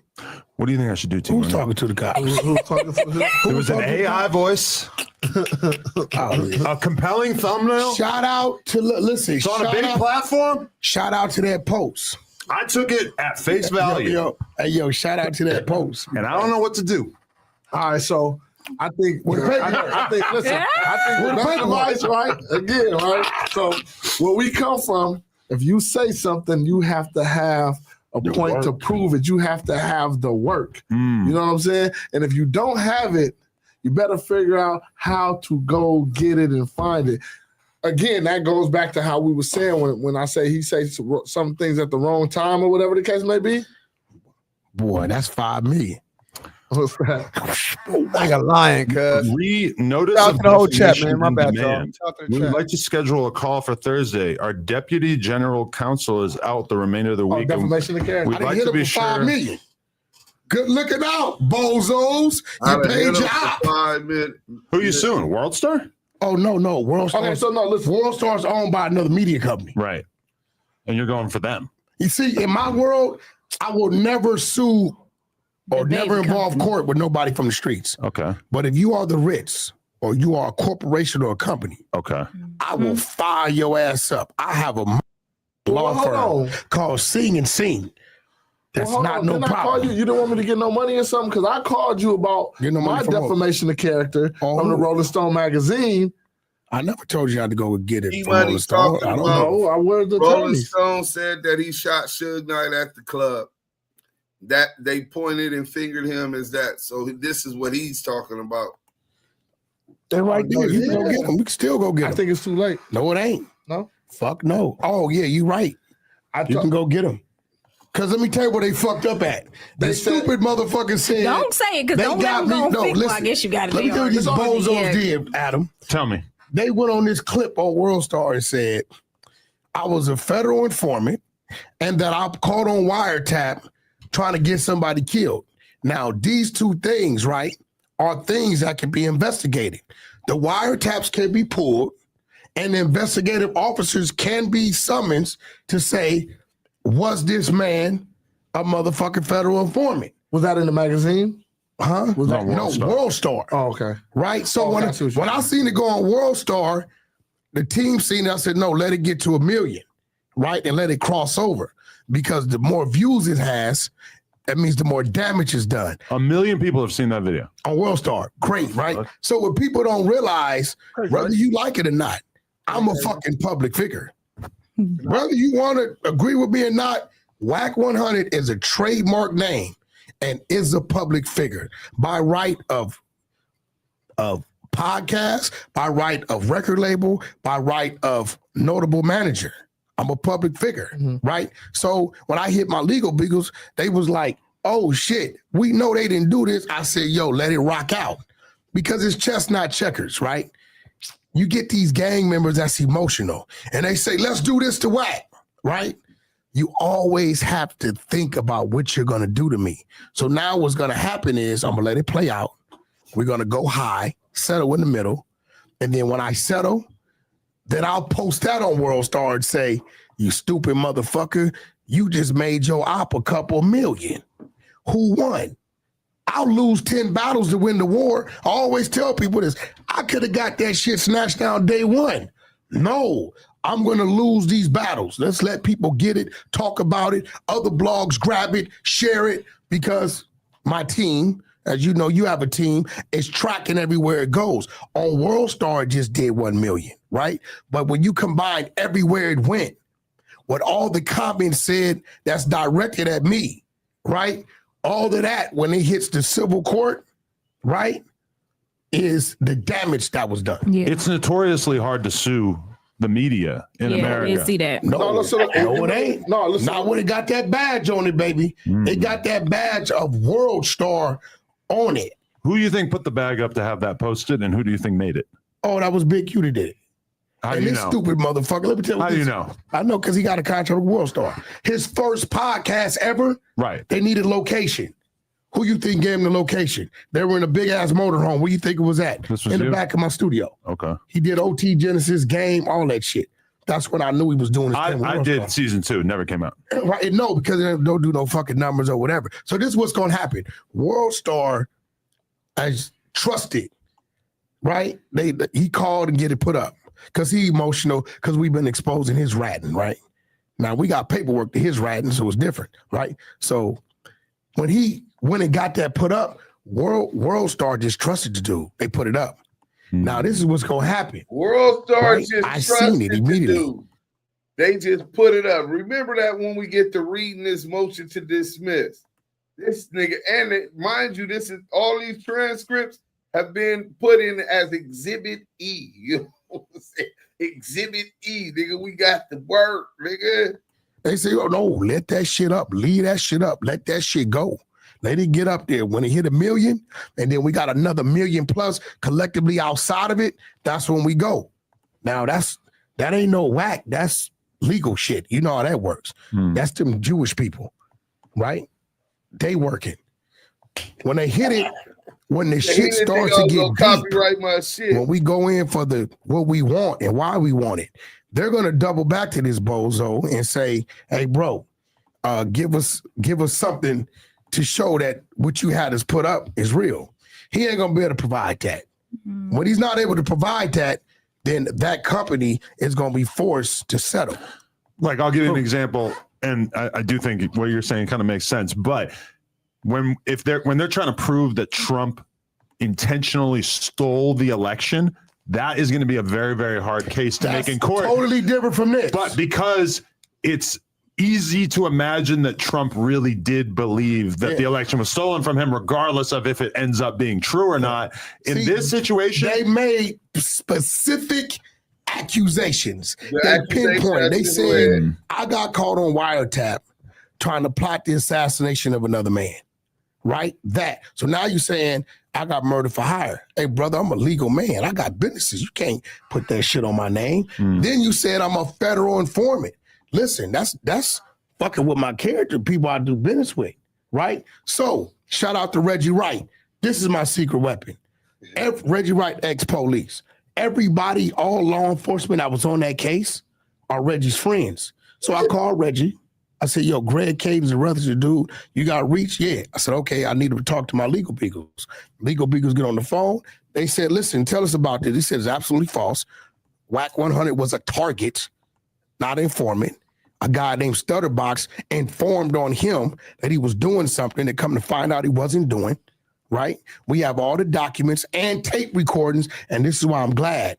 Because of this, now I can force the tape recordings of Stutterbox voice telling on everybody to come out. This shit is helping me, right? He said, furthermore, right, if he would have been caught on wiretap plotting or conspiring to kill somebody, we would have booked his ass. But we have all the wiretaps, right, that we was listening to. So once my attorneys heard that, they like, great, right? So they signed him up. So he's already over there with him. WorldStar is going to go in and ask this bozo, what do you have to support this clip that we put up out of respect to you? Nothing's there. WorldStar at that point, or this media company that owns it, is going to be forced to settle. I'm going to go high, and I'm going to, they know what it is. I got all the time in the world. I don't give a fuck. What if you end up being the guy that finally takes down WorldStar? No, I don't want to take down WorldStar. WorldStar's owned by a bigger company. But obviously the bigger company is going to look at WorldStar if they end up having to come out of pocket and say, bro, you your bad leadership put us in this position. Because I can say that as a person who owns a YouTube channel, I do believe that there's like a different level of leeway that I get when somebody like Loose Cannon comes on here and makes explosive claims about somebody, because it's so obvious that this is a conversation and that I'm not necessarily buying in on what's being said. But that video felt a little different. It felt like editorial. Said, listen. Being posted on behalf of MediaLab owns that, right? So that's ultimately going to take it. Loose Cannon gave a descriptive, right, of a phone call and a FaceTime he had, right? Which he has proof that he has it. All he says, he never said nobody had somebody killed. He just said, I got this call, was told this. I called, dude was still here. And then 30 minutes later, he wasn't. That's it. Now, whatever you take from that, you take from that. Brother, it's many bank robberies and jewelry store robberies and many all kind of shit that didn't happen that niggas in the street knew was gonna happen before it happened because a motherfucker was talking about what they was gonna go do, right? Now, it ain't his job to go call and the police or the authorities. Now, maybe people would have thought that if this was the case, and we'll see, right, that if this guy, Nipsey, was supposed to be in Big U's, you know, a little brother, that maybe you would have called and gave him a heads up. It is insinuating that you knew something was going to happen. So why would you call? So that's enough of that, right? So let's get back to the work. I got the work. We gonna get back to the work. Hit that like button. But all of that is in transcript. So instead of me reading all of that, there it go right there. I got some bad news. I found out that my big homie was talking to the cops. Let me show y'all that. I found out my big homie was talking to the cops. Hold on. Let me see what you think is so far, Southern Force, and then go ODM Slim. You go after him. Well, first of all, the little dinner and stuff, he already knew that the lady was an undercover cop. They already briefed him. He tried to give me information, but the feds already knew, yeah, we already got such. Matter of fact, we got an undercover that's going to be dining with you guys and setting up a meeting. You set it up, They get to talking. He gets up. He goes to the quote unquote restroom, which really he turned around and said, okay, that's enough. They ain't got enough off this wire, and that's how that happened, right? Turn around. All this stuff about oh man, they had illegal search and seizure. Let me tell you something about Texas. Not happening. All that stuff that you're saying on there is true, because there's 3 types of deferrals in Texas. There's a deferral adjudicate, there's a deferral adjudication, and there's a deferral in the interest of justice. He chose that deferral in the interest of justice. That's why he was able to get let go. That's why he was up there in California. That's why he was telling all the people up there in the interest of justice to save his ass. Let's be clear.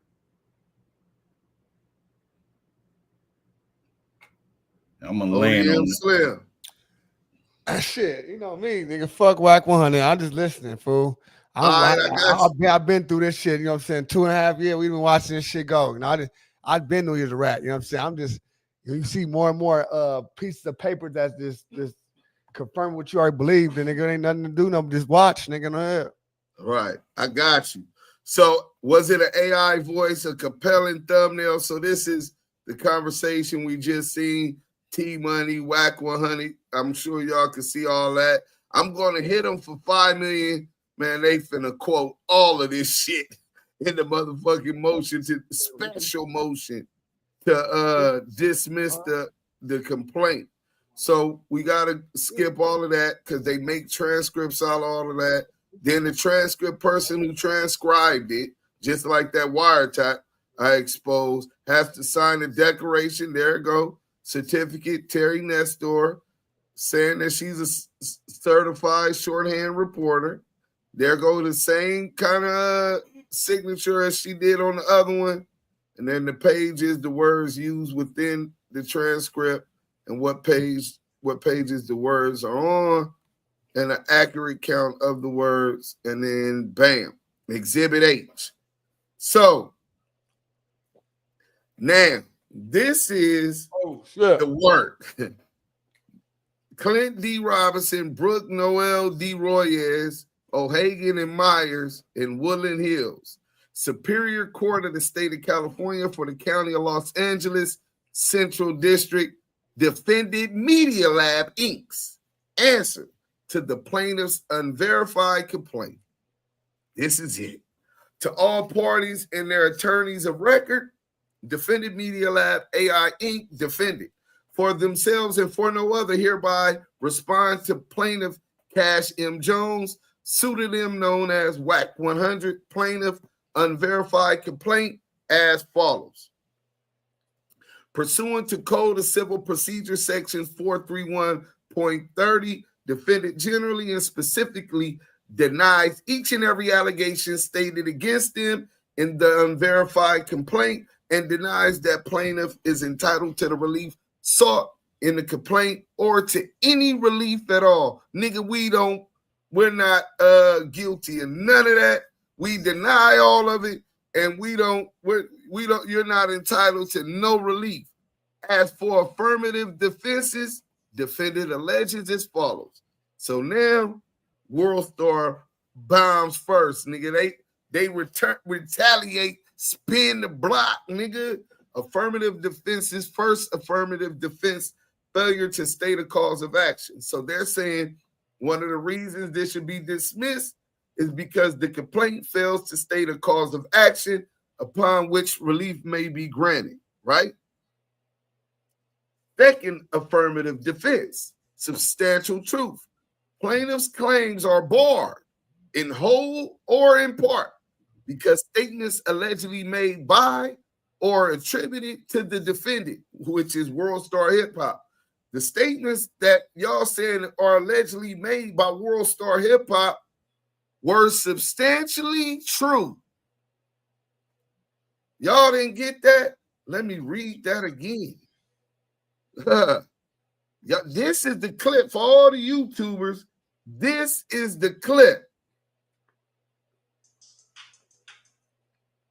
Plaintiff's claims are barred in whole or in part because statements allegedly made by the WorldStar video that he claimed were defamatory were substantially true, and defendant had reasonable grounds for believing the truth of the statement. They have reasonable grounds for believing that Wack100 is CS2 back, a federal confidential source for the sheriffs, Detective Michael Kiwe and Paul Fournier, who worked with the Joint Task Force, Greg Kading and Darren Dupree. The statements made saying that he was confidential source 2 back were substantially true, and we standing on. This is what WorldStar talk about. That, oh, I'm going high. They already trying to settle out. Stop lying, nigga. Stop lying. WorldStar said we don't owe you a dime. We owe you no damages because what's stated in the documentary you're blaming me for, nigga, were substantially true, nigga.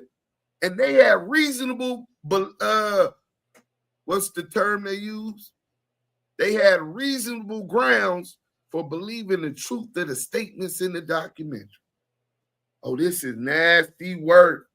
All these niggas harboring these rats. Hey, Cuban zirconium, nigga. You still riding with that rat? Till that rat eats your cheese, nigga. All you niggas that's riding with this rat on the 100 EBT side, running lies and false narratives, the defendant, the statements made by the defendant or attributed, they're blaming WorldStar for the video, not me, even though they know it's my video, because they know I got everything I need to prove it. So they try to attack WorldStar, assuming WorldStar wasn't going to get their hands on them longer videos and know that this came out before the WorldStar viral video. You had the Duse M videos released in November.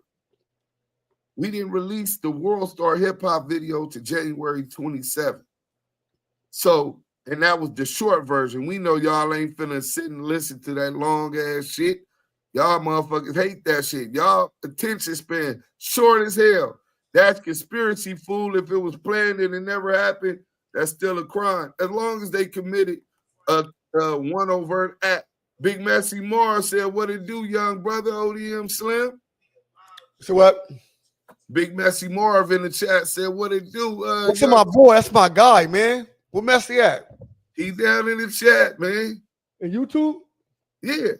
Oh, I ain't seen him. Where you at? Where Messy at? I gotta turn YouTube chat on. Let me go to it right there. Big Messy Marv. That's my boy, man. What's up, Meth? Oh, you know what I'm saying? My Shout boy, out Meth. to Pacoima's, a real Pacoima's in the building. Real Pacoima Paru, nigga. Fuck nigga talking about. Fuck these other niggas. The booty cheek man. 3-finger back. Backward booty cheeker. He got that Guatemala BBL. I call it Guatemala BBL. That motherfucker inflate by itself. The real Ratatello. He got the air tube to it. His shit get pumped up and off. You know, he get pumped himself automatic. He got a manual BBL. The Ratatello at his finest, man. That nigga told Flacco where to get the BBLs from. You heard Flacco say, he said, Wack told me where to get everything at. Where to get the lipo for the cheap ad and all that. So goddamn no. Wack so get the BBLs done. Facts. So let's get back to this. Everybody was waiting on it. So we said substantially true. So let me give y'all the legal definition of that. Shout out to my guy, Smoked Out TV, the No Cap podcast. Substantially true is a legal phrase. It means something is not perfectly accurate in every tiny detail, but the main point or overall gist is correct. So this is what WorldStar is saying. We're not saying every single detail was accurate, but the gist and the point that you were a confidential source for the feds and an alleged informant, we standing on that. Okay. Right? If someone says a person stole $500, but in reality it was only $480, the statement can still be considered substantially true because the important part that the person stole money is correct. Right. In defamation law, if a statement is substantially true, it usually isn't considered defamatory, even if minor details are wrong, because the sting, the damaging part of the statement is accurate. You get that? You don't have to be 100% true about every detail, but substantially true, which is, I guess, the legal standard in these kind of defamation cases, is sufficient enough. That's what WorldStar's attorneys are arguing. Third affirmative defense, unclean hands. Plaintiff's claims are barred and held apart by the doctrine of unclean hands. We'll go deeper into these other arguments later. We're going to get through this. Not today. We'll get to it tomorrow. Plaintiff's claims are barred and held apart by the doctrine of waiver. Fifth affirmative defense, equitable estoppel. This answering defendant is informed and believes, and thereon alleges that each and every cause of action in a complaint is barred by reasons of acts, omissions, representations, and courses of conduct by plaintiff by which defendants were led to rely to their detriment, thereby barring under the doctrine of equitable estoppel any causes of actions asserted by plaintiff. Let me see.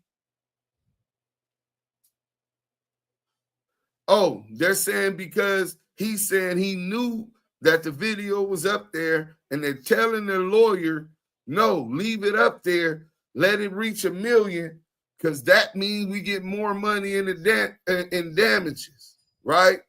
So he allowed the YouTube channel to get the 1 million views. It did 3 million views on the WorldStar Hip Hop channel. 6 affirmative defense, contributory negligence.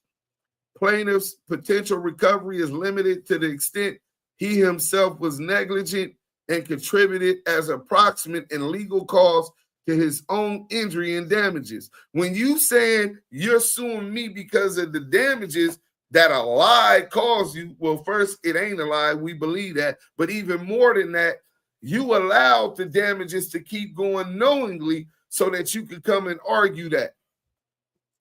7th, affirmative defense, to the extent the matters complained of in the complaint were approximately caused in whole or in part by the acts or omissions of a third party or parties or plaintiff, right? The liability of defendant and any other responsible parties, named and unnamed, should be apportioned according to their respective degrees of fault or other legal responsibilities. So they saying, listen, then Duse M's, if you suing me, nigga, Duse M's, you blaming us, but Duse M's and them should have liability too. Sue me. 8th affirmative defense. Plaintiff's claims are barred in whole or in part because plaintiff suffered no damages. You didn't suffer no damages. No disgorgement or restitution. As a separate and distinct affirmative defense, defendant alleges that plaintiff has not suffered any losses and defendant has not been unjustly enriched as a result of any action or inaction by defendant or their agents. Plaintiff is therefore not entitled to any disgorgement or restitution. Right? Then, 10th affirmative defense. No alter ego liability. Plaintiff's complaint and each and every cause of action therein fails against the defendant because the defendant was not the alter egos of any other named defendant. 11 affirmative defense. No individual liability. Plaintiff's complaint and each and every cause of action therein fails against the defendant because the defendant is not personally indebted to plaintiff in any amount, nor have they had any dealings with plaintiff in their respective individual capacities.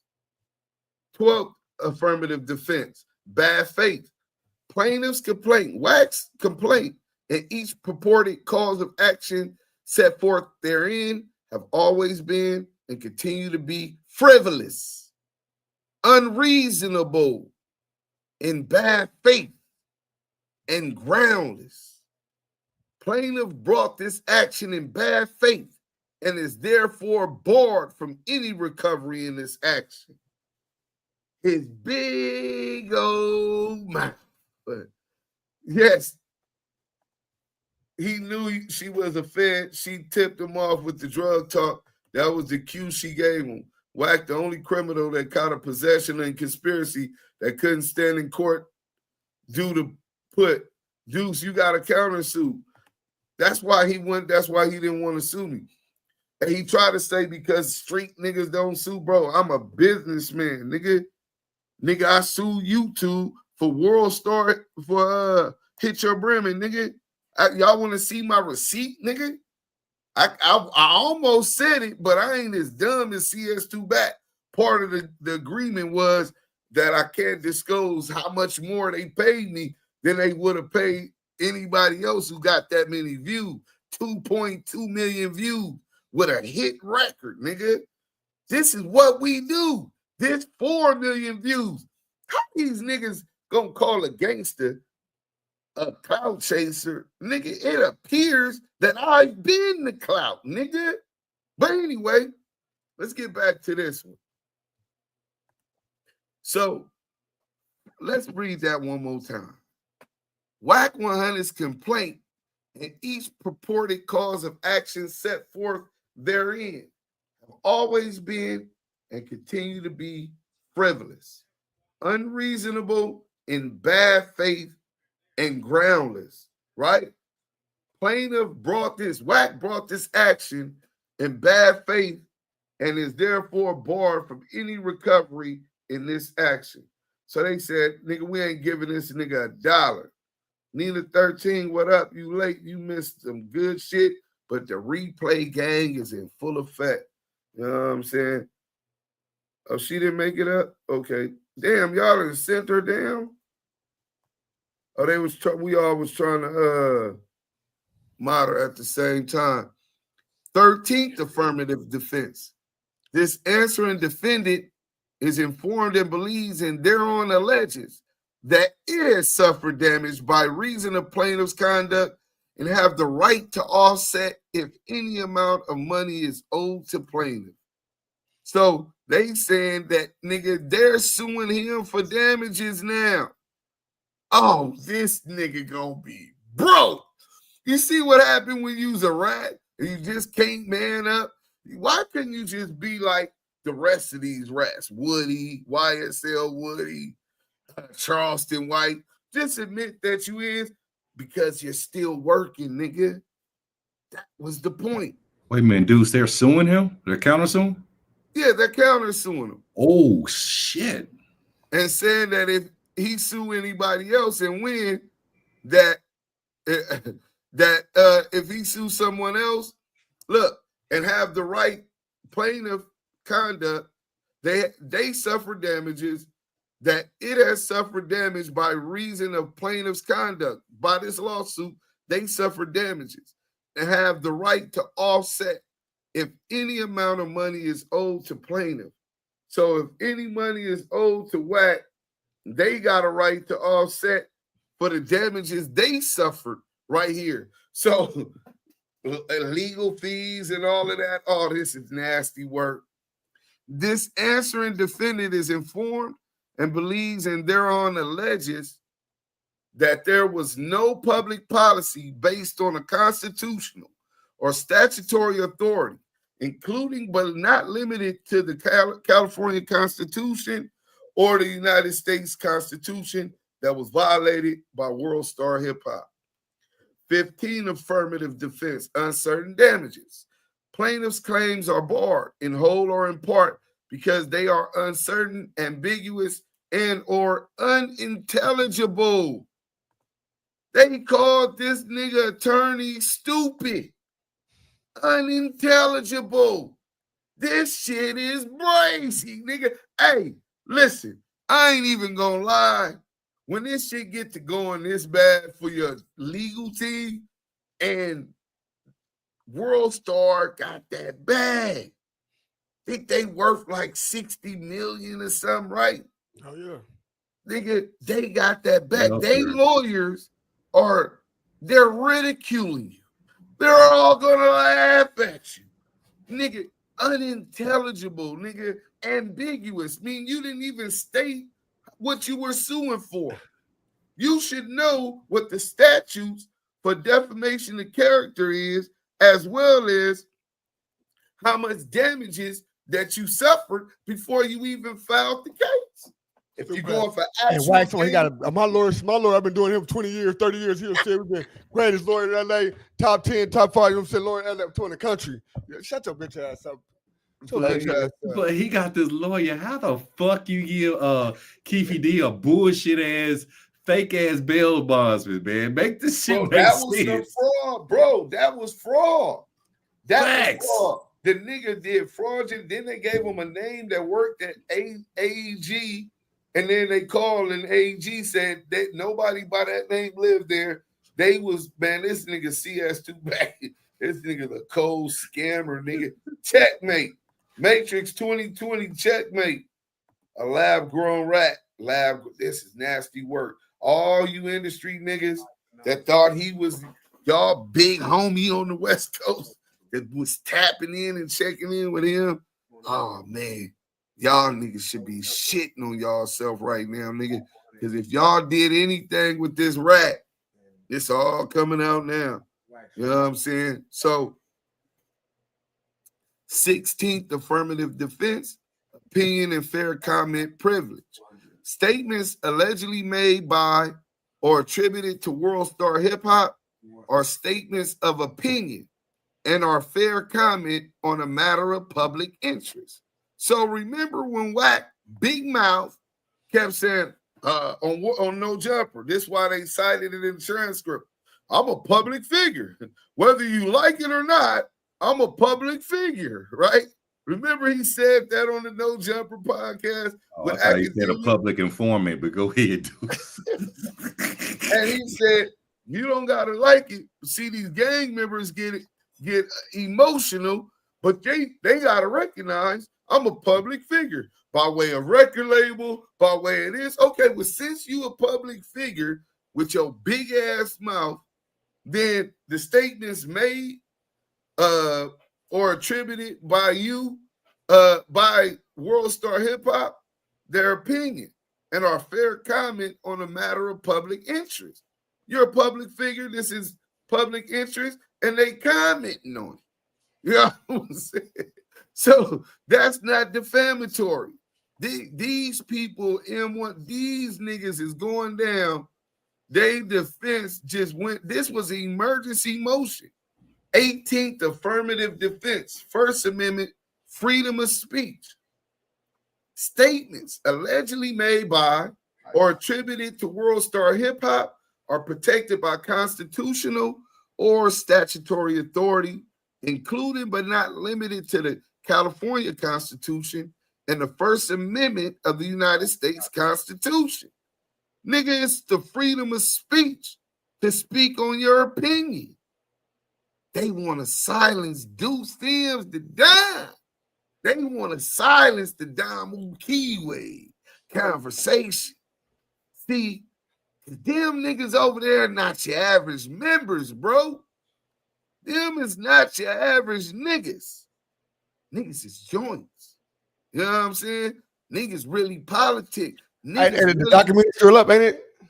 Yeah, documentary still up. We gonna play it in a minute. I think I saw him play tonight on my page too when I get out.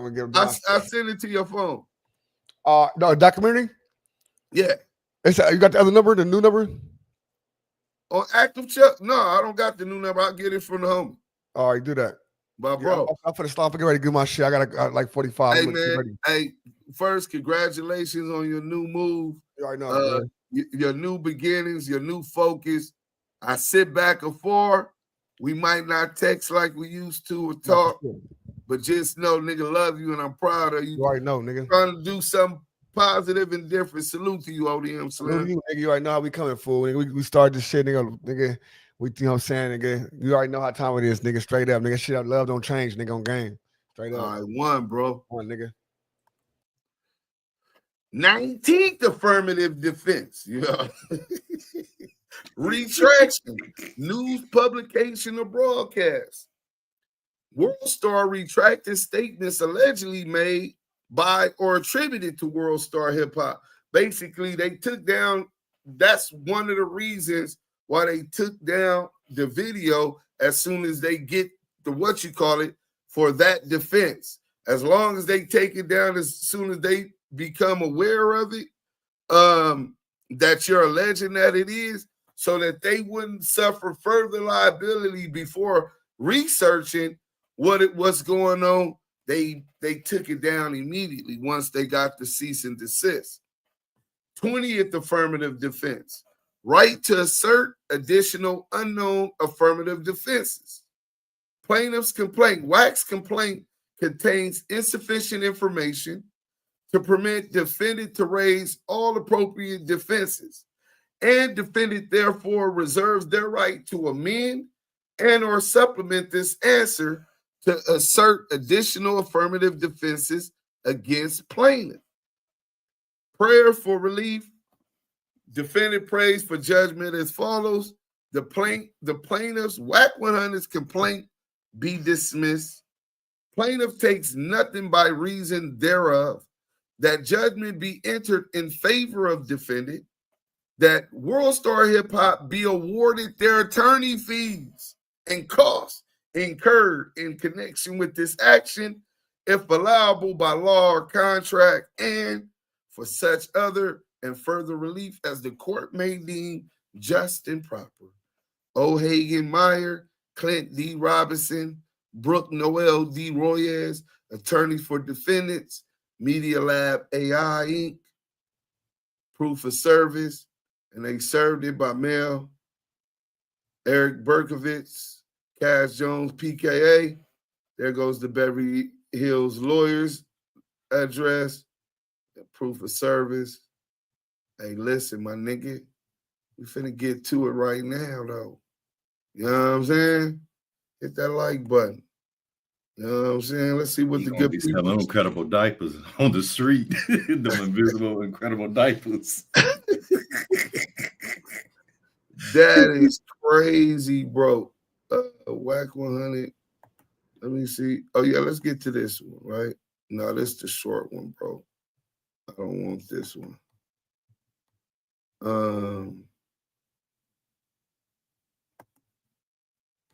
Let's go back. Stop sharing that one. We're going to play the longer one. Matter of fact, I could have just closed that one off. Which one was that? Yeah, that's the one. Close that off. Bam. Here we go. Hit that like button. We cooking though. Almost 500 people up in here. We finna get into the documentary. Bam.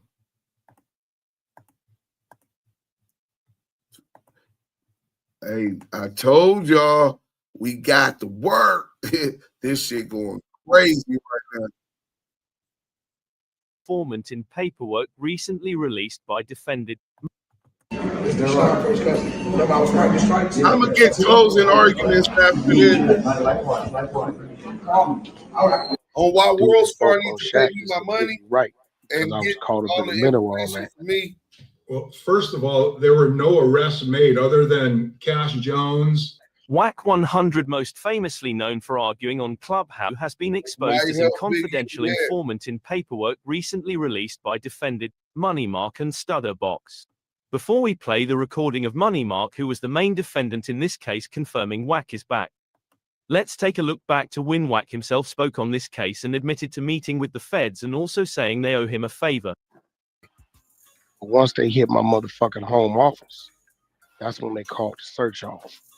Because in the home office, he then discovered the house and cars and everything they thought was up under my name, that had that living beyond the means excuse to come in there, was all up under different corporations.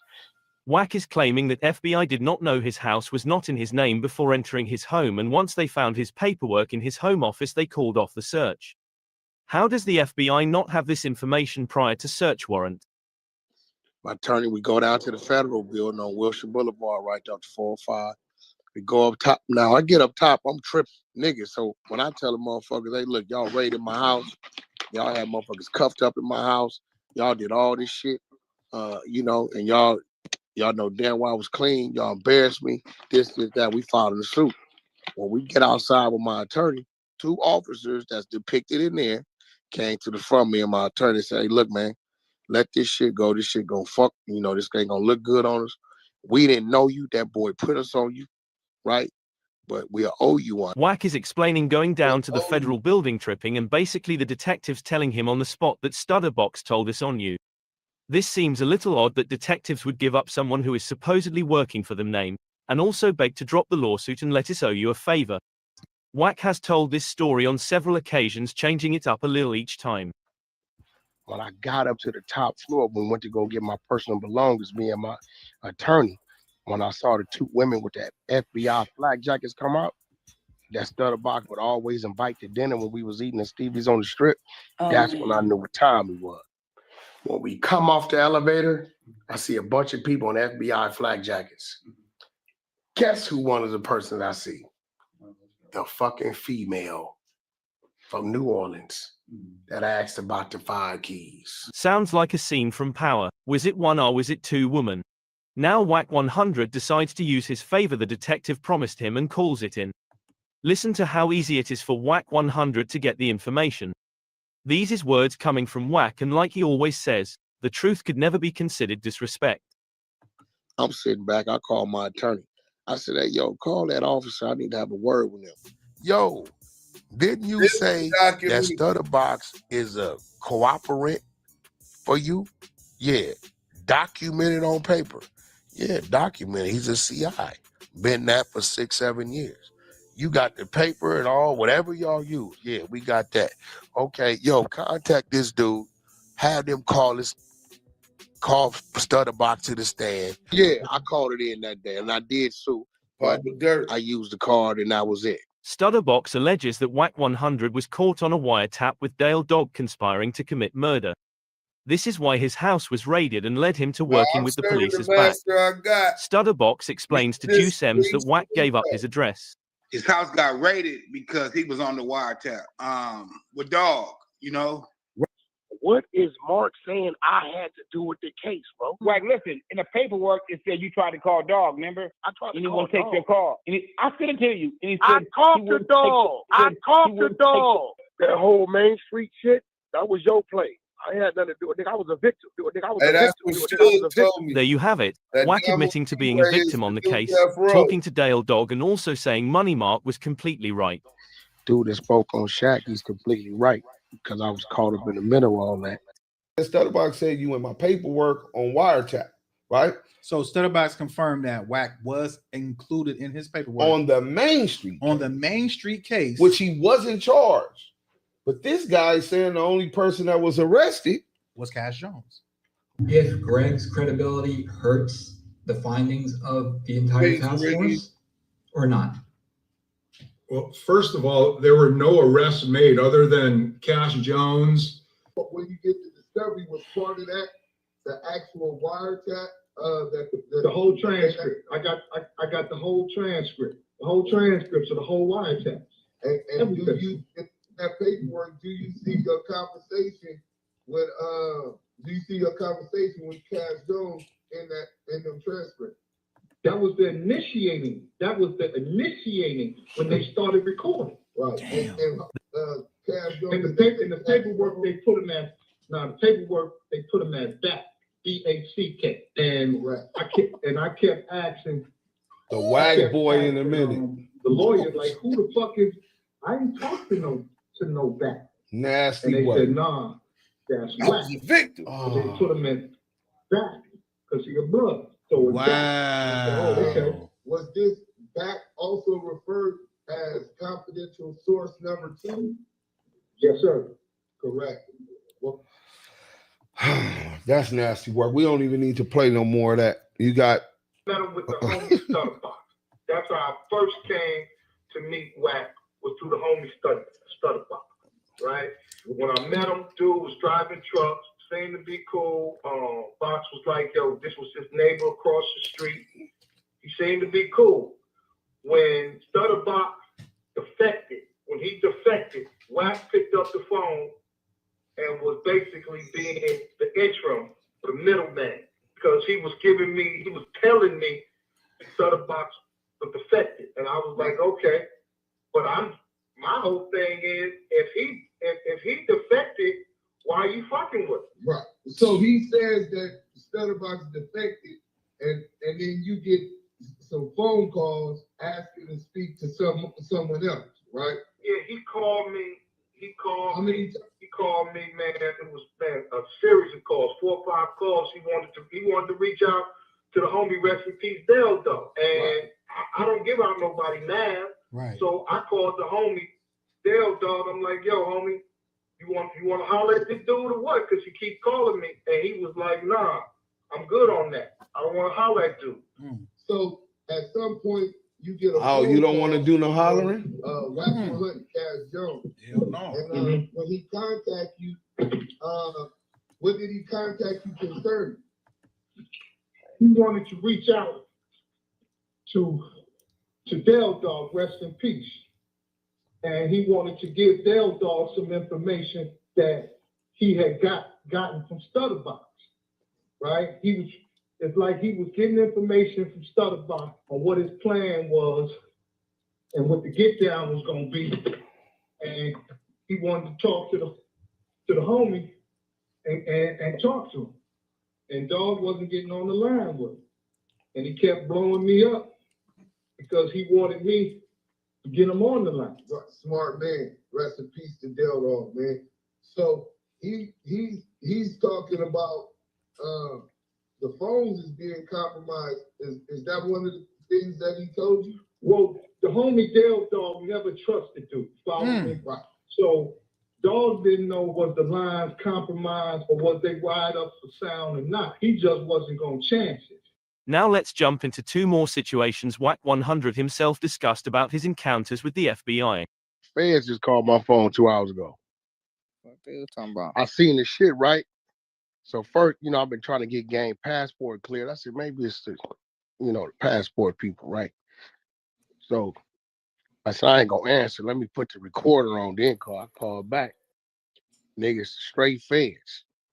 So they asked me, have I been threatened? I said, what? Threatened by what are you talking about? They talking about the boy, right?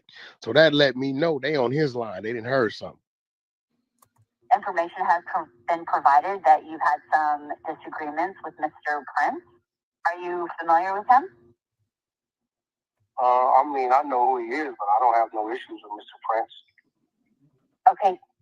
So, I mean, a disagreement is a disagreement. I don't know how that factors in the FBI. well, I think Mr. Jones, all the YouTube videos going back and forth with him calling you a snitch and you calling him one, and all of that would be where we received information that there was possibly a disagreement. Wack hired a crisis actor to impersonate the FBI. He posted a screenshot of his call log and bureau was spelled wrong. Was this Wack way of alerting the authorities he has issues with J. Prince? Wack has threatened 9,000 people on the internet, threatened to put a bag on people's head, claim he supplied guns to gangs. Them same niggas you talking about when they went to war, guess who they had to come see to get their tools, bro? Big you all up. Wack. Crip niggas gotta come see. Why would the FBI be calling a big-time gangster like Wack100 to make sure he's okay? Unless there is a relationship between the two parties which could have started when the felon was caught in Texas with firearms. Wack has accused rapper T.I. of snitching for only serving 1 year for illegal firearms, this is in the paper. claiming that there was no way he could have only got that little time without telling. This is in the Wack100 alone with his brother was arrested in Texas for unlawful carrying of a firearm by a felon. There was never a court date, no discovery on file, just a brief in support of motion to suppress. The case was dropped in 2011 in the interest of justice. Wack needs to do what he asked everyone else to do. Produce the paperwork, not just the order to dismiss. Explain how a felon gets caught with guns crossing state lines. What happened to your co-defendant? Nasty work. Hey, salute to everybody in the chat. Now, I'm gonna bring y'all Damu Kiwe conversations, closing arguments. We're gonna bury the nail in the coffin on CS2 back where they already did it, but this is the finish him. You know, legal arguments. This is why WorldStar needs to be hollering. Hey, Duse M. Hey, look, this nigga Wack is trying to say it's our fault, but you got all of the evidence. Look, we know we owe you the money for the 4 million views. Duse M, you did copyright the work the day that we released it on WorldStar Hip Hop. I mean, y'all ain't got to believe me, you know what I'm saying? But I'm just saying, I got a course on this channel on YouTube, Active Chucks. The Active Chucks page where it says, it has a whole curriculum on how to properly register your copyright. See, everybody ain't hashtag thinkers, you know what I'm saying? So I'm going to show y'all what's called a certificate of registration. I want to pull it up on here big, so I don't want to grab it. I got it in my coach bag, but I want to bring it up on here for y'all to see, right? So y'all know this is owned by me. So like Channel BLK, the fanboy looking for a handout, content from other niggas because he ain't from the land. He ain't got no plugs. He don't know no street niggas like that. So he just take whatever he can find on the internet and try to make sense of it. He's so smart, he's dumb. You know what I'm saying? So I could take his shit down, right? Because he tried to make it seem like an infringe on my copyright, a misrepresentation as if, you know what I'm saying? But I let the nigga get the clout. Right, listen, bro, keep it up. And you over there sucking Wack dick and make him look even worse. Good looking out. You know what I'm saying? You got 2-3 documentaries up there of shit that I done put up there, and you trying to claim the fame. Shit nasty as hell. I already did 4 million. Nigga, play catch up. You know what I'm saying? Play catch up. So y'all want to see? Let me make sure this is the one. Yeah, this is it. So here's this. Oh shit! Hold up. So this is the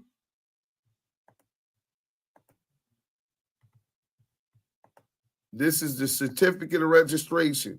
When you register any works, music, albums, film, when you copyright any of that stuff, you copyright with the Library of Congress. And let me see, how the hell do I get back to, oh, I know how. Back to StreamYard, boom. So, oh shit. Real quick, let me blow this up for y'all, right? So here you got certificate of registration. It's stamped. There go my registration number. The effective date of registration was February 13th, 2024, which means that's the day that they got a copy of the documentary. They got the money, the payment for registering it with all of this information. The title of the work, Wack100 and the Snitch Allegations, date on copies, January 27th, 2024. That was the exact same day that WorldStar Hip Hop released my documentary. Also, it has an international standard number, ISRC, just like a record album, right? So it would show up on billboards. 4 million views showed up on Billboard. That's the barcode. So not only did I register the film, the documentary, right? Wack100 and the Snitch Allegations, entire motion picture, author created by me, right? And it's embedded with a digital fingerprint ISRC code QMEU 3239160. That number is registered with Sound Exchange. Yeah, I'm a businessman. So when you get a bottle of water and you go in the store or fruit and it has that barcode, when they scan it, it always going to go back to wherever this water was made and bottled up, or that apple came from. How do you think they track down recalls when they find out there's a spread of salmonella or something? That's what that does. I know how to do that. So these is definitely my works, right? We're going to close that off. Just have to teach y'all, if anybody want to take that course, if you're a creative, a musician, a filmmaker, and you want to understand the business, tap in. We got the curriculum on Active Chucks. You know what I'm saying? And we finna get into this Greg Kading thing. And we got a documentary. Shout out Street TV, certified Street TV. Street certified news. And shout out Kip Kamey. We gonna get into those. I think, yeah, here it go right here. Shout out my boy Mo Scandalous Los Angeles TV.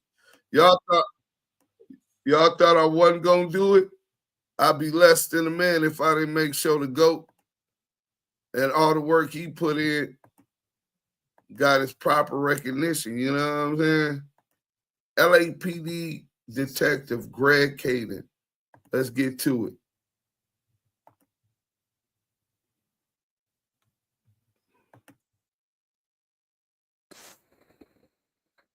We expose the exposers. Today, we're going to let you guys hear what Greg Kading has to say about CS2 Wack. We cooking.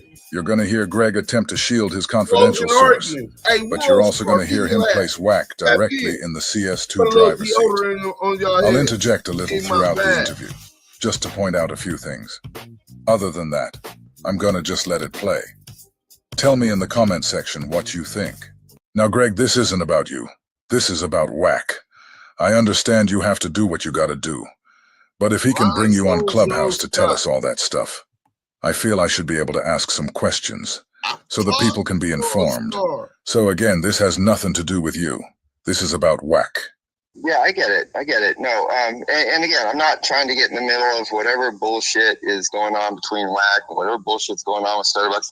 I don't give a fuck about that beef. Whatever it is, they'll figure it out. I'm just going to tell you investigatively, we would have listed Wack, Cash Jones, in our paperwork. He would have been like target 1, and his phone would have been target 1. And so when we were looking at him, we used particular language in our paperwork. So if we're writing the wiretap affidavit for his phone, we would say Cash Jones, also known as Wack. You were utilizing target number, whatever, which would be his phone. I think it was some 661 phone number. And that's just the language. Nowhere within the paperwork related to the investigation of Cash Jones,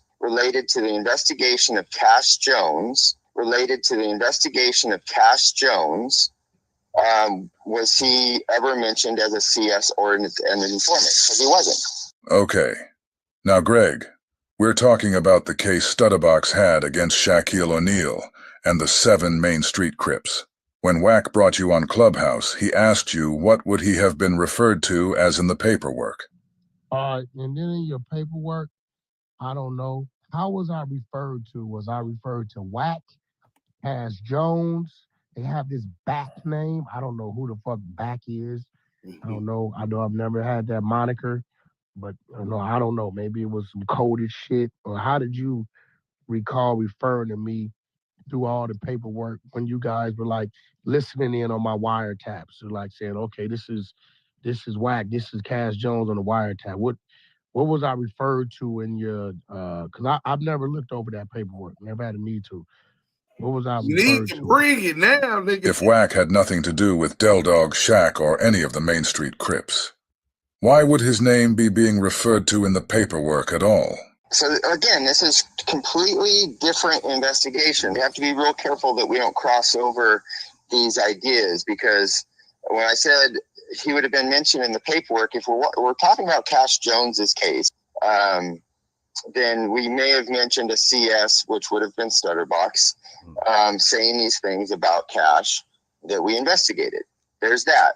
Now, if Cash is asking me if his name was in the Main Street case, no, it wasn't. Now, if Cash is asking me if his name was in the Main Street case, no, it wasn't. So we all know that Greg is not being truthful when he says that. We can clearly see Wack's government name, Cash Jones, all in this case. Hey, Christopher Love's boys, this shows you why you can't believe everything the police say. This also shows you that the police are protecting Wack, as they would any other confidential informant that's in good standing with them, unlike Stutterbox. But I want you to hear what Greg says right after he said Wack was not in the Main Street case at all. There was no mention of Cash in the Main Street case.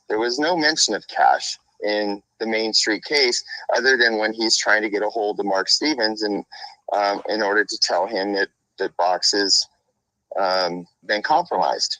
Yeah, and that's what the wiretap transcript said CS2 Back, or Wack, was calling Del Dog to do. Not Del Dog, but Mark Stevens. See what you just did, though? Yeah, I said Del Dog. You said CS2 Wack. It doesn't say that, does it? Yes, it does. Doesn't it say CS2 Back? Yes, it says CS2 Back. Okay, well, do you know what you just said? What did I say? CS2 Wack.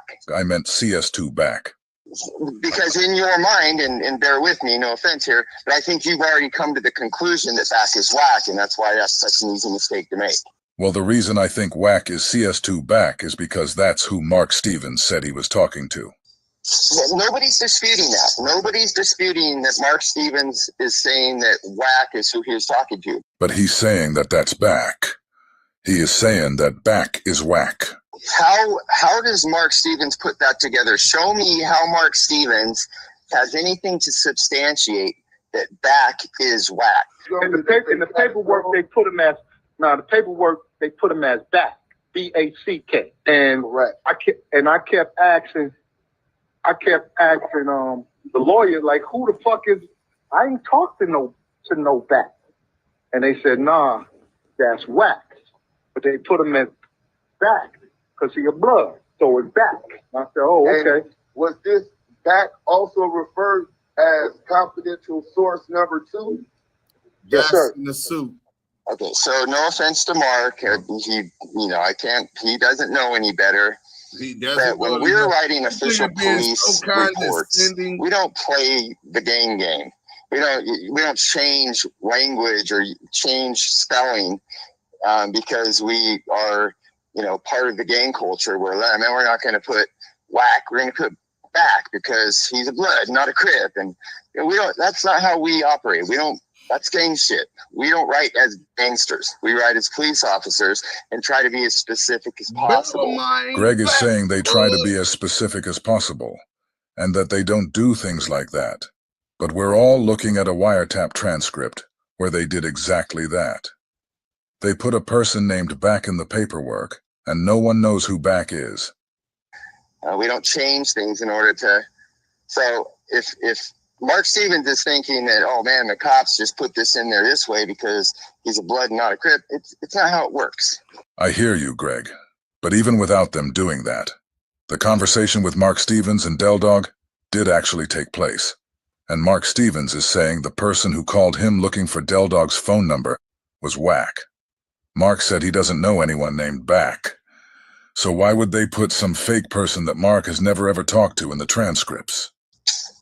No, I get that. See, we are totally in agreement. The conversation is Wack, obviously. The conversation is Wack, obviously. But this explanation of Wack being back, there's nothing to substantiate that other than... Now I'm going to pause right here because I want to make sure you guys didn't miss what just happened. I told Greg that Mark Stevens said he doesn't know anyone named Back. So I asked Greg why would they put somebody in the paperwork that Mark Stevens doesn't know and has never ever spoken to in his life. I'm going to play it again so you can hear how he evades my question. I hear you, Greg. But even without them doing that, the conversation with Mark Stevens and Del Dog did actually take place. And Mark Stevens is saying the person who called him looking for Del Dog's phone number was Wack. Mark said he doesn't know anyone named Back. So why would they put some fake person that Mark has never ever talked to in the transcripts? No, I get that. See, we are totally in agreement. The conversation is Wack, obviously. The conversation is Wack, obviously.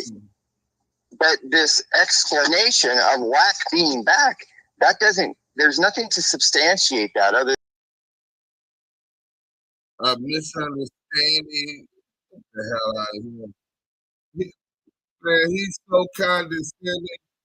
They really, all of them, see us2 back and them rats stink like pigs. So they think we all dumb. We're animals. We ain't got no common sense, right?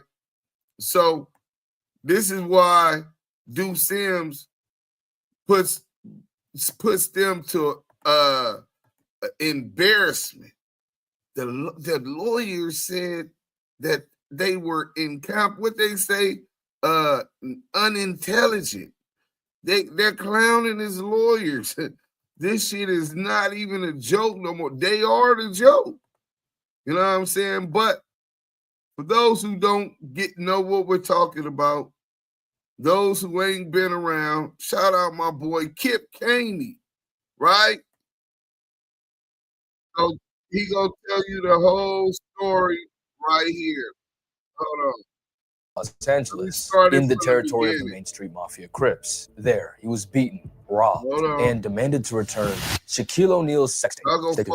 Let's turn back the clock. The year is 1992, and on the night of February 10th, 2008, a man by the name of Robert Ross went into a convenience store in West Hollywood. He was then kidnapped at gunpoint and was forced to drive to a home in South Central Los Angeles, in the territory of the Main Street Mafia Crips. There, he was beaten, robbed, and demanded to return Shaquille O'Neal's sex tape.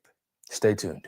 Let's turn back the clock. The year is 1992, and Shaquille O'Neal roared his way from LSU all the way to the NBA, where he became synonymous with both power and finesse. Quickly, he became one of the league's most dominant players, and one of the US's most popular celebrities. As a literal larger-than-life figure, Shaq also dominated off the court, starring in movies, Pepsi commercials, gracing video game and magazine covers, making wrestling appearances, and topping the charts with one of his most dear passions, rapping, spitting on the mic.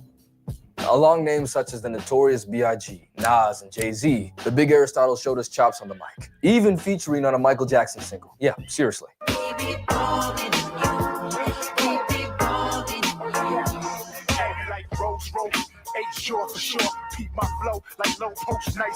Of course, Shaq doesn't get a King of Pop or Jay-Z feature by just dunking a basketball. He was actually an adept rapper for his time period, and although he already had millions of dollars, worldwide fame, and basically anything that he wanted more. He called himself a Renaissance man. And hey, he was Shaquille O'Neal, man. Whatever he wanted, he got. No diddy. So it's a year later now. Fresh off a Rookie of the Year campaign, Shaq founded his own record label called Twism Records, with Twism standing for The World Is Mine.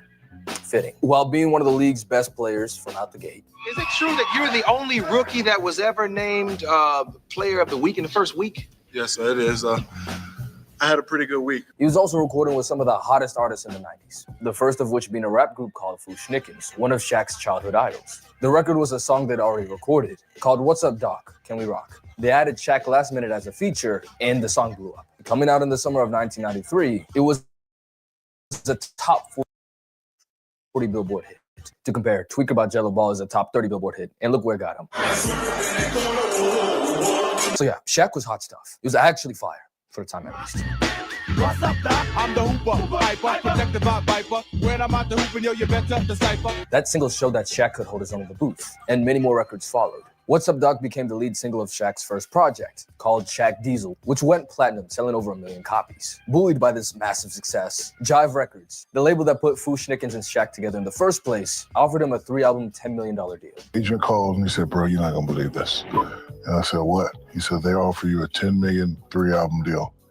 And I was like, I gotta take it. The next album he dropped was called Shaq Food, The Return, where the first song was No Hook, featuring RZA and Method Man. The Shaq attack has risen. Roll call 3 p.m. This is Twism. Always and forever. The album went gold, selling about 500,000 copies. After this, Shaq left Jive Records and partnered with Interscope, where in 1996 he dropped the best album from any athlete ever, You Can't Stop the Rain, featuring the notorious B.I.G., Jay-Z, Nas, and Rakim. For my younger audience, that's like Jello dropping a project with Drake, NBA Youngboy, Lil Uzi, and damn, Cardi. Shaq was stamped in the music game. Just a few months prior, Shaq made the bombshell announcement that he'd be signing a 7-year, $121 million deal with the Los Angeles Lakers. From there, he became the legend that we all know. On the music side, he commemorated his move with the track Straight playing.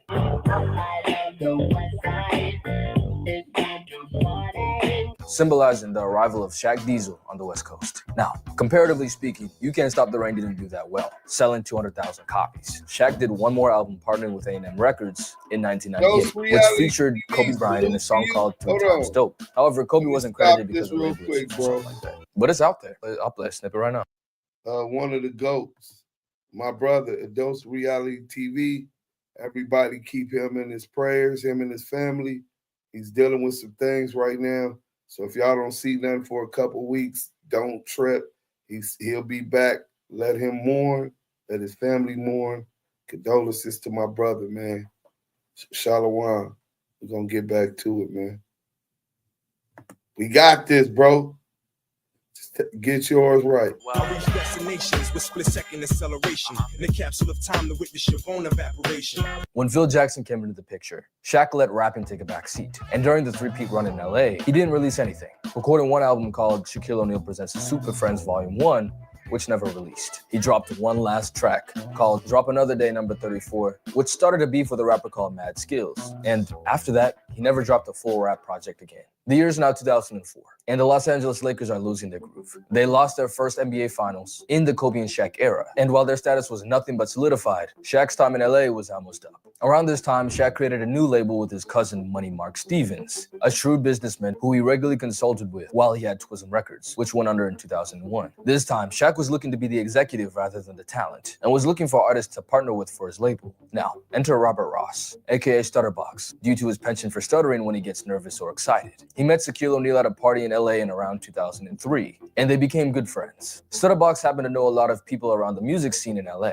Shaq's new label, looking for new artists, commissioned Stutterbox to go and find new people for him, and he followed through. Plus interest, it seems. Enough to where Shaq shouted him out in a 2006 remix of his song with a Notorious B.I.G. That's not all he shouted out, though. In fact, he had a lot of guys in a set to rap. Man, money market bullet, cousin Kenny is my cat, man. Dog and Box got my back, man. K Slade, Corey Guns, Main Street, Lil Shaq, man. So, who are these guys? And what's Main Street? Well, see, Robert Ross was affiliated with the Main Street Mafia Crips of South Central LA.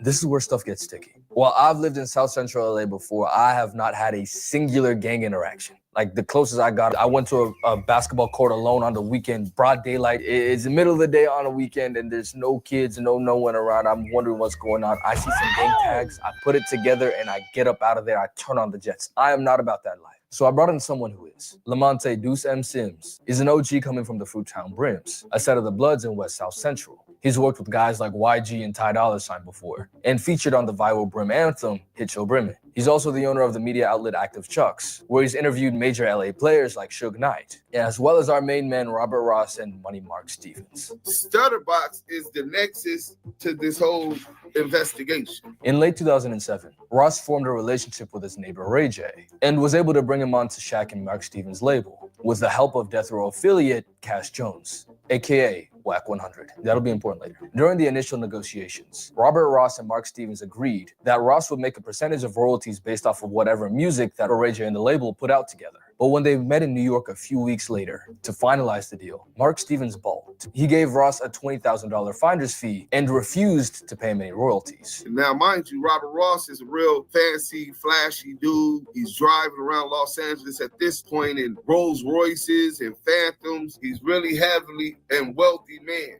I think he had did a fraud, allegedly, and acquired about $7-8 million in a fraud scam that he had going on. So he's a street millionaire. So naturally, Stutterbox wasn't going for it. And neither was Ray J, actually. He refused to sign the deal until Stutterbox got his pay. But the facilitator in New York, Koch Records, were going to nix the deal if he didn't sign soon. So Stutterbox tells Ray J sign the deal, and I get my money out of these guys, how I get my money out of them.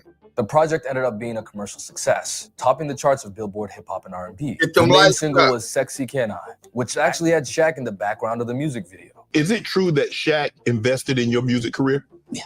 He gave us, I think, $1.5 million for Sexy Can I.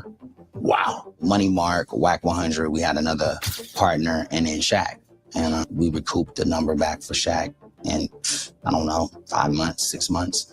And everything else has been profitable since. All the while, Stutterbox was still trying to get his money back. After weeks of constantly requesting money from Mark and Shaq, there was no budging from either guy. So Robert Ross and Cash Jones come up with a conspiracy to blackmail and extort Shaquille O'Neal and Mark Stevens for the money that Robert Ross felt he was owed for putting together the Ray J deal. Now hold on, I know that sounds crazy, but hear it out. So Shaq and Stutterbox are good friends at this point, right? Stutterbox even introduced him to other members of the Main Street Crips, including the leader Liddell Rawls, aka Del Dog, remember that, and Kevin Haran, who went by the name of Lil Shaq. Sound familiar? Dog and Box got my back, man. Main Street, Lil Shaq, man. So not only does Shaq rep the Main Street set, but the other people that he mentioned are literally his family. Mark and Kenny, cousin Kenny is my cat, man, are his blood relatives, first cousins. And Corey Guns is his godson. But who gets the screen time? Not Kenny or Corey, but Stutterbox. But him and Shaq was tight, and Shaquille O'Neal, prior to the deal, hung out with him, partied with him, even went to his house where Robert Ross leaves. Shaquille O'Neal had invited his female friend there, had sex with her there, and it was security cam footage when Robert Ross came home where he sees, oh man, he boom boom brought on my couch, you know what I'm saying? Shoved his hands all in her ass and all of this stuff. So yeah, Stutterbox, Robert Ross, came home to a security cam footage and saw Shaq. Yeah. So anyway, that's leverage. This happened around July 2007, before Shaquille divorced his wife, Shawnee. That's infidelity from a global superstar in the 2000s. TMZ would literally be slobbering. TMZ was going to slobber all over that. So through Cash Jones, Wack100, Ross claimed to have recorded and saved the footage and insinuated that he could sell it to TMZ and make a lot of money. Additionally, get this. Now, Robert Ross, another story plot twist, seeing that Shaquille O'Neal and Shani O'Neal were having a rocky relationship. As the story goes, he allegedly played into be a counselor and it is rumored began to have sex with Shani O'Neal. I don't know if that's true or not. Like I said, Robert Ross lies about a lot, but it's been consistent. Even a lot of the police officers in their reports were citing that this allegation might have possibly been true. Shaquille O'Neal hired a private investigator to follow his ex-wife.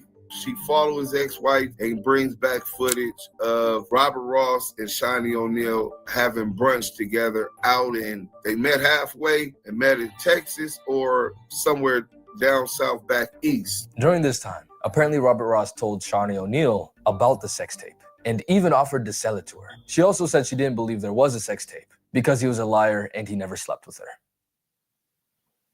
So anyways, regardless of all of what happened previously, I think we can all agree here that Robert Ross is moving hella shiesty. I mean, he did say he's gonna get it back his way. I mean, he's a street millionaire. What do you expect? But here's where he messed up. He messed with Shaq Diesel. Hey, no glaze. One thing Shaq didn't play about back then was leaks. During Kobe Bryant's deposition in his 2004 Colorado case, he name-dropped Shaq to the people who were interviewing him, claiming that Shaq would not pay his woman to say anything, and that he's already paid up to $1 million for stuff like this. Now, listen, I'm not gonna choose a side for you guys, but the alleged victim, 3 days before she charged Kobe, bragged about being with him to 5 people. She'd apparently tried to get with Eminem, and her friend described her as having a celebrity addiction. At least from Kobe's point of view, this was just infidelity. And when Shaq did it, he married Shani in 2002, he made sure to cover his tracks. Now here goes one of his business partners, who, by the way, had a track of criminal activity, and Shaq was claiming to want to reform him, but he'd also been dropping Shaq's name to police officers. So this is the guy who's trying to throw all of that now down the drain. Shaq wasn't going. Enter Del Dog, the leader of the Main Street Mafia Crips, and one of the most famous men of South Central LA. You had to hear about Del Dog. He was like God. Christened the Street Apostle, Del Dog was the founder of 4 Life Records and the 4 Life Mafia Car Club, the latter of which became the predecessor for an entire car subculture in Japan. He was also tight with Steve Harvey and Ice Cube, both of whom starred in a documentary funded by Shaquille O'Neal. Seen as nearly a biblical figure in his hood, he organized toy and food drives every Thanksgiving, Christmas, and summer, with Shaq even pulling up sometimes. Additionally, he was a devout follower of Christ in his later years, of which he did his best to spread the good word around his hood. Like one of his members said, "We was cripping for the street, now we cripping for Christ." But like every person in power, there are 2 sides to the coin. He's like a legend in Los Angeles. Some people even call him the king of Los Angeles. If you listen to most people, he was like a ghetto Robin Hood, right? Necessary evils. Necessary evils. Lord, I cannot kill all these niggas hating on me, man. That's what I said to God. I said, I cannot kill all these niggas that's hating, man. 2 weeks later, Robert Ross, Stutterbox, was at the Pink Dot in West Hollywood when he encountered some of his old partners from the Main Street Crips. They blocked his car from leaving and told him that Dog wanted to see him. They forced him at gunpoint to drive his Rolls Royce back to South Central LA, where they dropped him off in front of a member's house, where Liddell Rawls, Del Dog, was waiting. Per Ross's account, Dog and some other guys started jumping him, pistol whipping and all of this stuff for about an hour. They then took him to a studio in the back of the house, where they beat him some more, took his diamond necklace, his diamond earrings, Rolex watch, and $15,000 in cash, while saying, Mark and Shaq know who the real boss is now. Del Dog then demanded the tape and $100,000, to which Stutterbox replied, his mom and sister needed to see him soon or else they would get suspicious, but he'd be able to get $60K and the tape in just a few hours. Del Dog then handed him his keys for his house and his car, and let him out. Now, this is where our story gets even juicier. Robert Ross, up to this point, had been working with the police. He was working with Detective Darren Dupree and Greg Kading, which was a joint task force. They were both LAPD officers, primarily focused on the Tupac and Biggie murder investigation.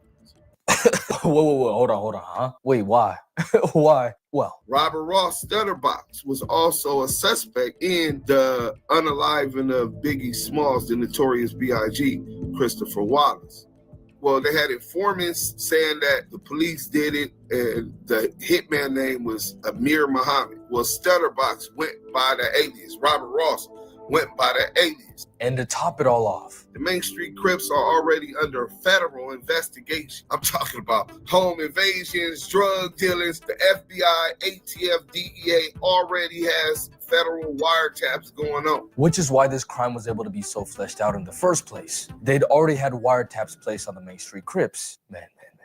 Listen, we talking about Biggie and Tupac on an NBA channel. Bro, like and subscribe, man. Who's really doing this? Back to box. He leaves, jumps in his Rolls Royce. He calls his handler, Darren Dupree, and Darren Dupree tells him to walk in and report the kidnapping and robbery at the local police station, which he did. Now, Robert Ross's informant situation and motives are still murky, but what is known is that instead of going home and receiving the tape and the $60,000, he went to the LAPD's 77th Division station, beaten and bloodied, and told the officers about what had just happened, and implicated Liddell Rawls, Shaquille O'Neal, and Mark Stevens. Now, was there any evidence other than hearsay to prove that Shaq and Mark Stevens put a hit out on Robert Ross? No. Not really, but remember the wiretaps. The LAPD found that around the time that Robert Ross was kidnapped, a flurry of calls was exchanged between Mark Stevens and Liddell Rawls. Now, I just finished up The Wire season 1, and bro, when I read that, I said, bro, literally bar for bar, man, I was shocked. So, there's strong evidence that Money Mark called Del Dog to handle Stutterbox, something Greg Kading, the officer that worked with Stutterbox and the handler of the Tupac and Biggie cases, also corroborated. Shaq's like, man, this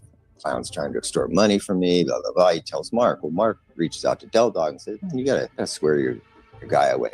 Can you deal with Stutterbox? Tell him to knock this shit off. So Del Dog and the Main Street Crips go and they discipline and threaten Stutterbox. But Ross didn't press charges right away. Sometime after the kidnapping, he was incarcerated again, which led to a delay for almost 3 years. Then, in the summer of 2011, he officially filed a civil complaint accusing Shaq, Mark Stevens, Del Dog, and 7 other Main Street Crip members of kidnapping, assault and battery, and robbery. From there, the case was picked up from all the major news outlets, with bombastic headlines like Shaq Attack and the like. But then, after the preliminary hearing, the case was inexplicably dropped. Why? Well, apparently, Robert Ross perjured himself in court. He lied on the stand. Wack100, his former partner, and in on that first Ray J deal, claims to know why. To help a certain individual out, I called my attorney, had the attorney put Greg Kading and Mark Stevens together. They put that together to ask Box on stand, if you go pull the paperwork, have you ever been a confidential informant to work for the LAPD, the FBI as a known snitch? He lied on the oath and said no. Greg Kading takes a stance, provides a document that this dude is in fact one of our informants, this, that. At that point, the judge looks at it. He perjured himself. Therefore, any allegations or any claims he's bringing on anybody is non and void. They dropped the charges on these 7 Crips and let them go. So in a sense, this power roof freed the Crips. Now, time for another plot twist. Wack100 was also allegedly an FBI informant at the time, but this time for Death Row Records, in regarding the Biggie Smalls case. A man who works hard, sweats hard. Old Spice swagger fights sweat, so coach thought I was slacking. So I trained with my Old Spice, and I became the best player ever.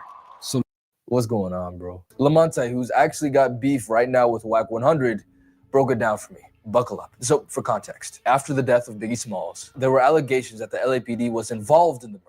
And not only that, but they hid their involvement in the preceding trials. Biggie's family then filed a wrongful death lawsuit against the LAPD in the city of LA, demanding over $400 million.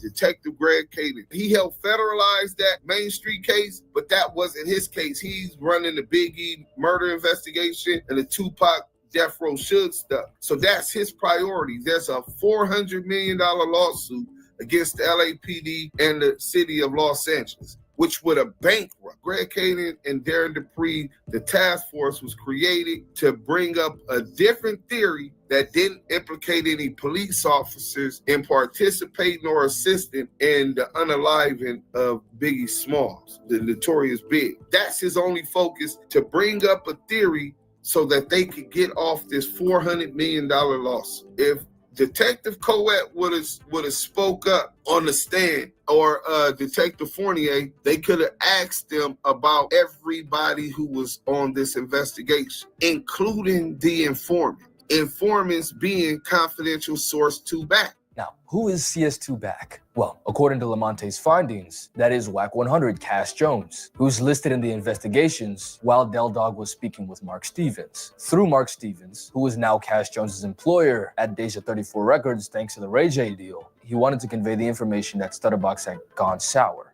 Del Dog declines. The police investigation referred to him as CS2, confidential source 2, and Mark Stevens confirmed his identity later on. The priority being the case of the notorious B.I.G. and Jones's ability to be able to point out the culprit as being Wardell Fouts, aka Poochie, as a plausible story. If the police officers working on the Stutterbox case were to testify, they were liable to exposing Cash Jones's relationship with the police due to him being involved tangentially, and thus rupturing the relationship needed to have a working theory to save the city of LA and the LAPD $400 million.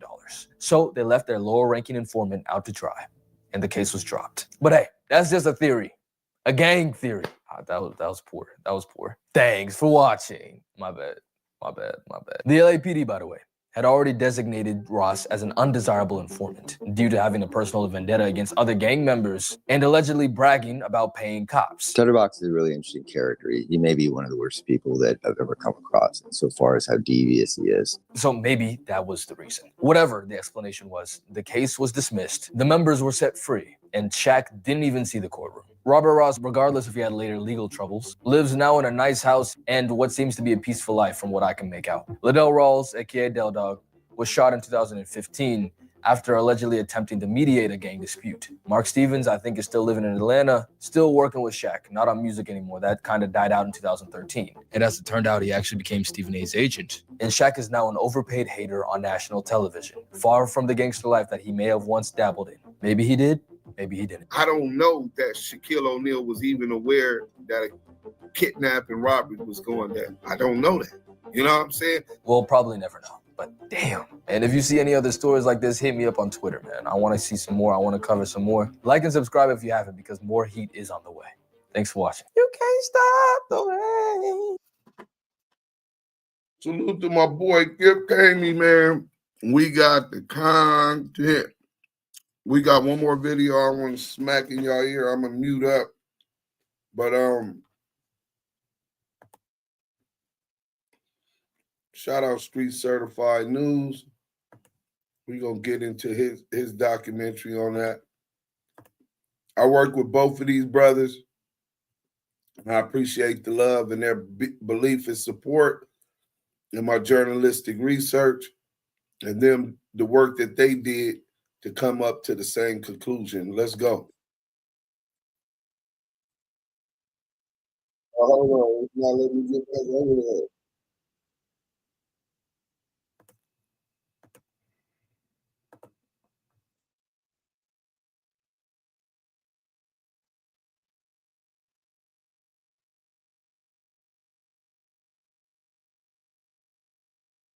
Hit him, Mr. Oh, yeah, y'all already know what it is, man. I'm rocking with Street Certified News. We got behind the scenes, man. We're gonna tie this bitch up. What up, this your boy, Mom J.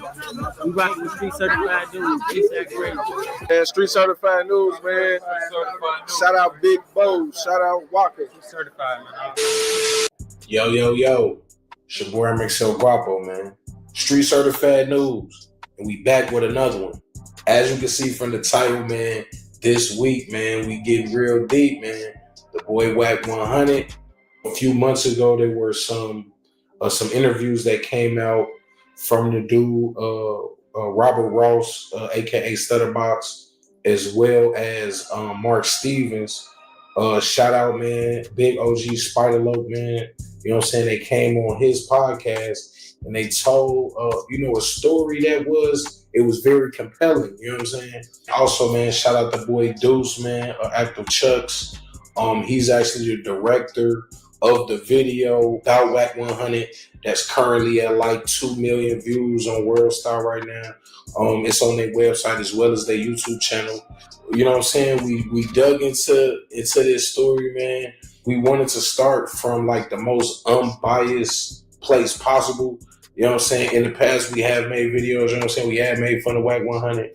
But Like I said, man, when we saw a video on WorldStar, you know, that necessarily didn't convince us that, you know, bro was a rat. You know what I mean? We really went into this story like as unbiased as possible so that, you know what I'm saying, we could give you guys the best story. And like I said, man, the information we gonna provide in this video, man, we stand on it 100%. Is literally we did all the due diligence we could. Before we get started, we need everybody to stop, smack the like button, man. Man, let's get this video to 1,000 likes, man. You know what I'm saying? Sometimes we say 500, sometimes we say 400, 300. Man, let's run this video up to 1,000 likes. Like I said, man, we did our due diligence in this video. We reached out to people.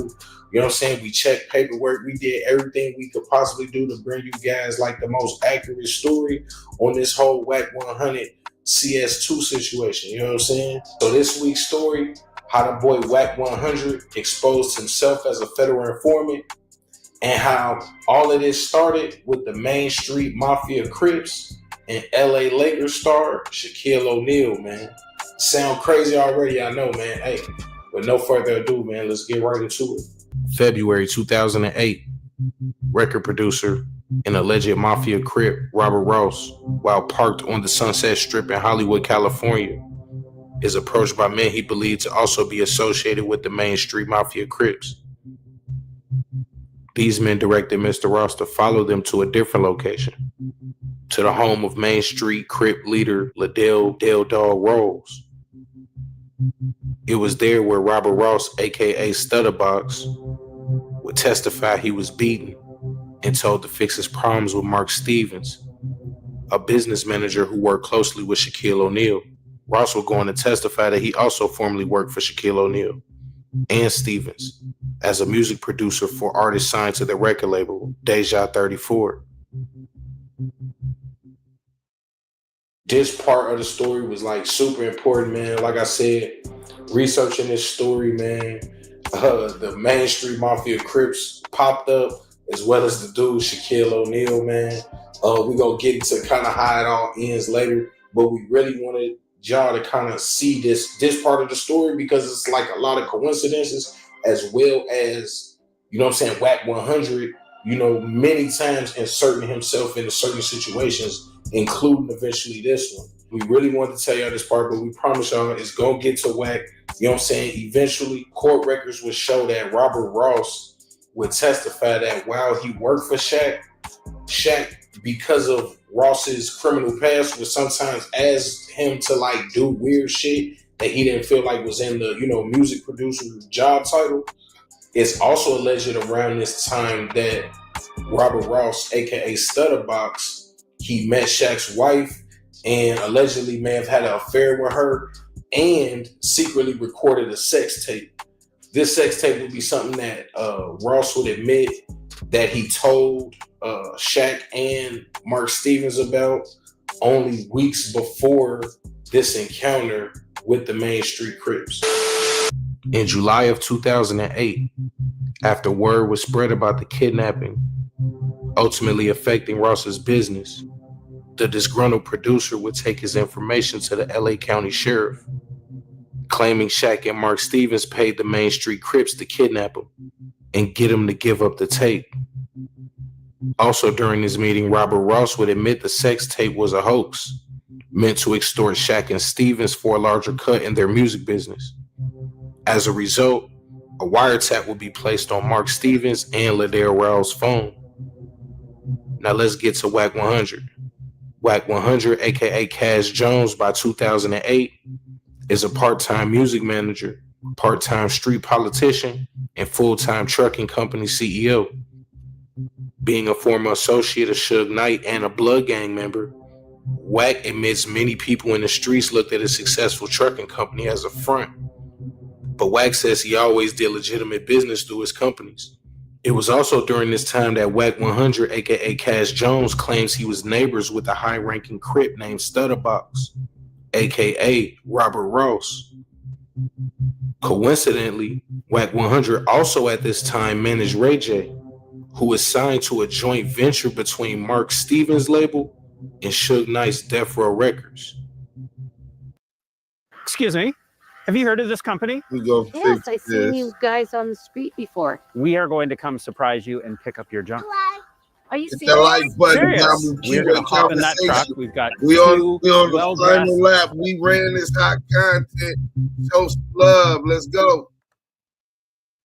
Like I said, man, doing the research on this video, like we ran into like hella weird coincidences like that. Bro lived next door to him. They became friends. He also was in business with Mark Stevens through Death Row Records and Ray J. And it was just a million different ways that like this story was twisted and turning, man.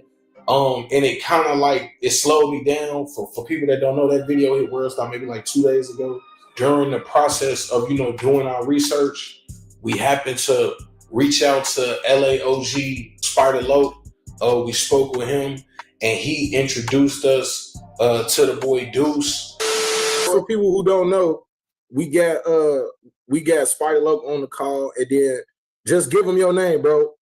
Just so that everybody understand, like, where you come from. I'm Duse M, CEO of Active Chucks, and I also run the podcast, Damu and Kiwe Conversations. Wack100 interviewed with academics in Tekashi 6ix9ine. I'm a blood, homie, like from South Central LA. That's not something we condone, and that reflects on my community. So I seen him in depth in the Clout Chaser room, Big Chuck room, and I questioned him on that. Like he was talking about I thought you don't believe going to see Jim Jones, and I'm like, well, he said, well, yeah, he gonna fuck with him because he haven't seen no paperwork. I said, well, rightfully so. You know what I'm saying? Till you see the paperwork, you don't just treat him out. You don't go do a crime with him because you hear speculation, but you don't just, jump to no conclusions. He was like, yeah, that's how I go. I said, okay, but what in your situation, you don't need to see the paperwork. Tekashi 6ix9ine is publicly exposed as a federal informant, this and that. You don't see the hypocrisy in that? And then we went back and forth, and he was like, look, I see you understand the street shit, but where I'm at with my business, you not there, but I wasn't supposed to come in this room. I think the reason I came in this room was to get with you. If you want to do business and whatever you got going on, you need some help, holler at me. I hit him in his back channel and let him know. I think I ain't on no bullshit with you. I just did 8 years in state prison, 10 years before that in federal prison. But I ain't trying to deal with you because I'm looking at it like he's a potential rat. Following Ross, aka Stutterbox, telling the authorities about him being kidnapped by his own gang, he would go on to seemingly continue to live the same gangster lifestyle. Knowing that yet known Main Street was under investigation, and no one knew Ross was the main witness. In an interview with Bomb First, Wack100 claims that he became friends with Stutterbox because they were neighbors, and that they would occasionally hang out with girls. Wack100 would go on to claim that one of the women he hung out with, he would later go on to see at the Wilshire Federal Building, dressed in a law enforcement uniform. Wack would go on to claim that these girls that he met while hanging out with Robert Ross, aka Stutterbox, they asked him about drug buys and different things like this happened when he would hang out with him. In his interviews, he claims that it's these types of encounters that he believed led to an investigation on him. And, that's why his house was raided and all of these things. And like I said, it sounds very convenient and it sounds very plausible. But in later years, when Wack speaks about this arrest, and even when, he goes and gets cops to speak on his behalf about this arrest, it's never about drugs. And he claims that these women who were with Robert Ross, aka Stutterbox, he claims that these women were asking him about kilos and drugs, and I guess they thought maybe he used his trucks to transport drugs. But then when he gets his house raided, it's not about drugs. These type of stories, man, it's very important that like I said, we don't want to be first, man, but we want to be right. And the big thing about this story is that that video that hit WorldStar, a lot of people considered that video, kind of retaliation for some things that Wack100 and others have kind of been spreading, some false stories about Nipsey Hussle's death. and that was something that we took into account, you know, when we spoke with the OG Spider Low, when we spoke with the dude Deuce, and we really, you know, when we did our own due diligence, and that was one of the main reasons why we was like, man, we really want to add our own due diligence into this. And I told them dudes, like, look, I want to make sure that it don't look like this is coming from a person who don't like Wack100. You see what I'm saying? Because it's one thing not to like somebody, and it's a whole nother thing to, you know, literally lay out layer by layer exactly, you know, why this dude is an informant and why he's basically admitted to it in interviews if you're able to piece the entire story together. So when we spoke with Deuce specifically, man, you know, and Big U, you know, his name came up. You know, this is what he had to say about, you know, Big U's involvement in the production of this original video about Wack100. Bro, this Then he jumped on No Jumper and implicated Big U in a conspiracy to commit murder, insinuating that it was done because Nipsey Hussle was up next for the grid contract. On top of that, he bring Loose Lip Cannon on No Jumper, coerce him, and have him also implicate him in supplying guns to the Rolling 60s, after he already been saying Big U is the subject of a potential RICO case right now. He the one that told the world that. He been trying to say the feds is interested in Big U for RICO scenarios, and then he doubled down and come out there and talking about he been selling 20 guns and all that. Wow. And extortion. He implicated him in 3 different crimes. Well, total 5 different crimes because he listed 3 names in extortion. That nigga said Rick Ross and Meek Mill didn't even know Big U sent you, huh? Wow. Right. Yeah, straight rats. But think about this also, bro. He said that I went on Federal Bureau of Prison website, right?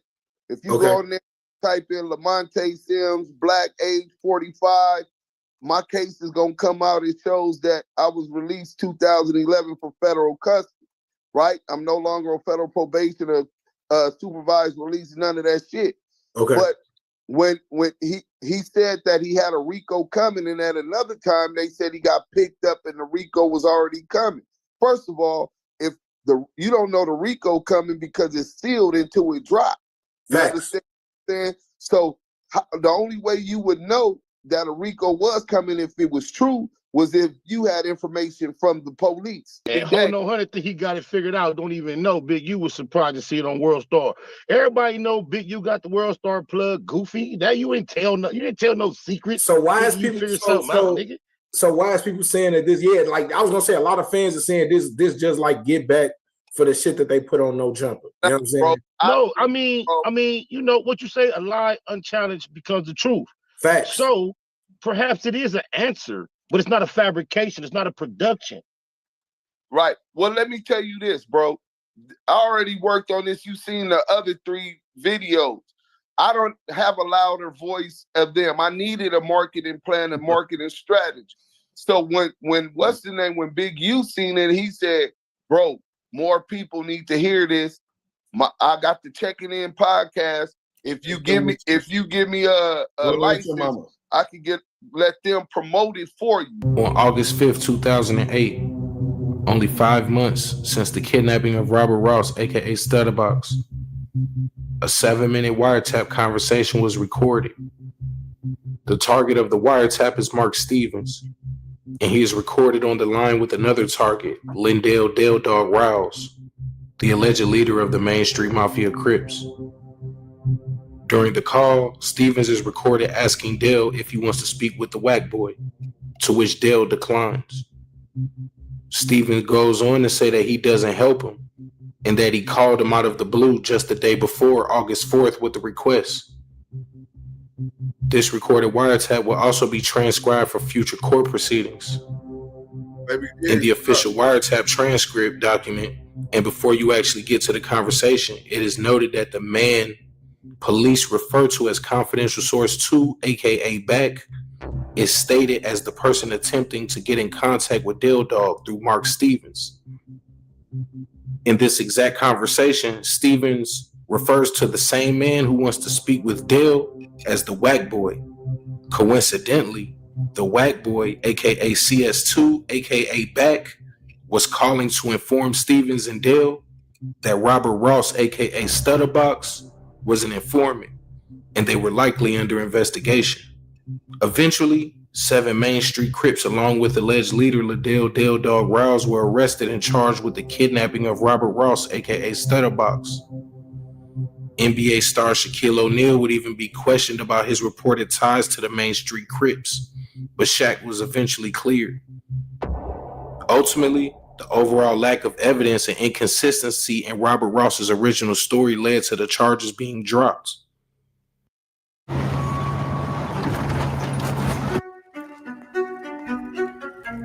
We go here. Hit the like button. Damu and Kiwe. What we want to do is we just want to lay out the facts. We want to lay out things that if you go through yourself, all of these interviews and all of these different pieces of information, if you were to go through all this information, none of this information is refuted. Wack100 admits that he learned Robert Ross was an informant while he was picking up paperwork at the Wilshire Federal Building. This happened to be after his home was raided. He was never charged with anything. And, you know, he admits he was there, and he admits that's when he learned Robert Ross was an informant. That's a fact. So that's the first fact. So the second fact that was very important in this case is that the LA County Sheriff wiretap transcripts stated that a man by the name of Back, aka CS2, contacted Mark Stevens on August 5th. Well, he contacted him on August 4th, 2008, and Mark Stevens then contacted Dale Dog about this call on August 5th, 2008. Mark Stevens referred to this dude as the Wack Boy, and the government referred to him as Confidential Source 2 and Back. Also recently, man, this dude Wack100, you know, now he's claiming that he helped 7 Main Street Crips avoid jail. I guess recently he was in, on Clubhouse in the depth of the Cloud Chaser room, and he claims that, you know, there's no way he could be a snitch because he actually helped 7 Main Street Crip members avoid jail. Which, to be honest, man, like we said, all of this really came full circle, man. That is exactly what CS2 did, aka Back, aka the Wack Boy. He called and he warned the Main Street Crips about a snitch, not even potentially. He called and warned them about a snitch. They were able to distance themselves and really shut down all communication, eventually causing these charges to get dropped. So basically at this point, like we said, man, at the beginning of the video, the boy Wack100 has finally admitted that he is CS2. I guess his thing is nobody went to jail. He actually helped people get out of jail. But at the end of the day, man, Wack100 is CS2 in that Main Street Crip, Mark Stevens, Liddell Ross paperwork. It's the dude Wack100, man. Shout out to the OG Spider Loke, man. You know what I'm saying? Man, he really tapped me into some real good insight and some real good information. Y'all check out his podcast because, like I said, he has interviews with Mark Stevens as well as Robert Ross Stutterbox. Even though Stutterbox, you know what I'm saying, he told, but at least you can hear, you know, his part, and it does help kind of fill in certain gaps or whatever. You know what I mean? Also, man, shout out to dude Duse, man. Video on WorldStar right now, over 2 million views, man. They breaking down the paperwork of the boy Wack100.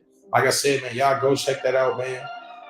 Hey, it's your boy Informant Guapo, man. Street Certified News, the most reputable source for urban media, man. And hey, you know what I'm saying? This is something we can stand, man. We stand on it. Man, the boy Wack100, man, CS2, man. Government informant, Rap 100, whatever you want to call him, man. It's what it is, man. You know what I'm saying? We tried to come at it from the most unbiased, neutral place. We listened to what he said. We listened to what everybody said. We read the paperwork. We looked at the timelines. We looked at the arresting reports. We looked at everything we could look at. And based off of what Wack has said himself, CS2 can't be nobody else. Like I said, but Wack100, man. Hey, It's your boy MXO Guapo, man. Street Certified News, the most reputable source for urban media, man. Make sure you hit that like, comment, and subscribe, man. Fuck with your boy, man. We love you. We out. Because you can't really relate to how the Crippin' and Blood is goofy on his part, right? The Crippin' and Blood on Wack's part is goofy. 91,000 in a year. Shout out Street Certified News, man. Another real good brother, my boy Guapo. He getting that guap. You know what I'm saying? Big numbers, hundreds and thousands of views on good content. But that's kind of like what we do. You know what I'm saying? Bookings available. ActiveChucks at Gmail. Be a Cash App or Zelle ready. You know what I'm saying? We prefer the Zelle joint. You know what I'm saying? But that's the end of the show. And except my boy Southern Forest, I want to hear what he got to say about the whole presentation. 3 hours and 30 minutes. Man, can you hear me? Yes. Man, this is I already seen this coming, man, because even throughout the 5 years of Clubhouse, I already knew something was fishy and real, like vermin like. You feel what I'm saying? Right. So I knew something was up, but I had to play the position, fall back, and see where it goes and let him do that talking. But when he really messed up when he brought up the Texas stuff, especially a person who been locked up, who been in and out the system. I've been in and out the system since I was 13. So it's really not too much you can put over on me as far as criminal activities. You feel what I'm saying? Right. But I'm like,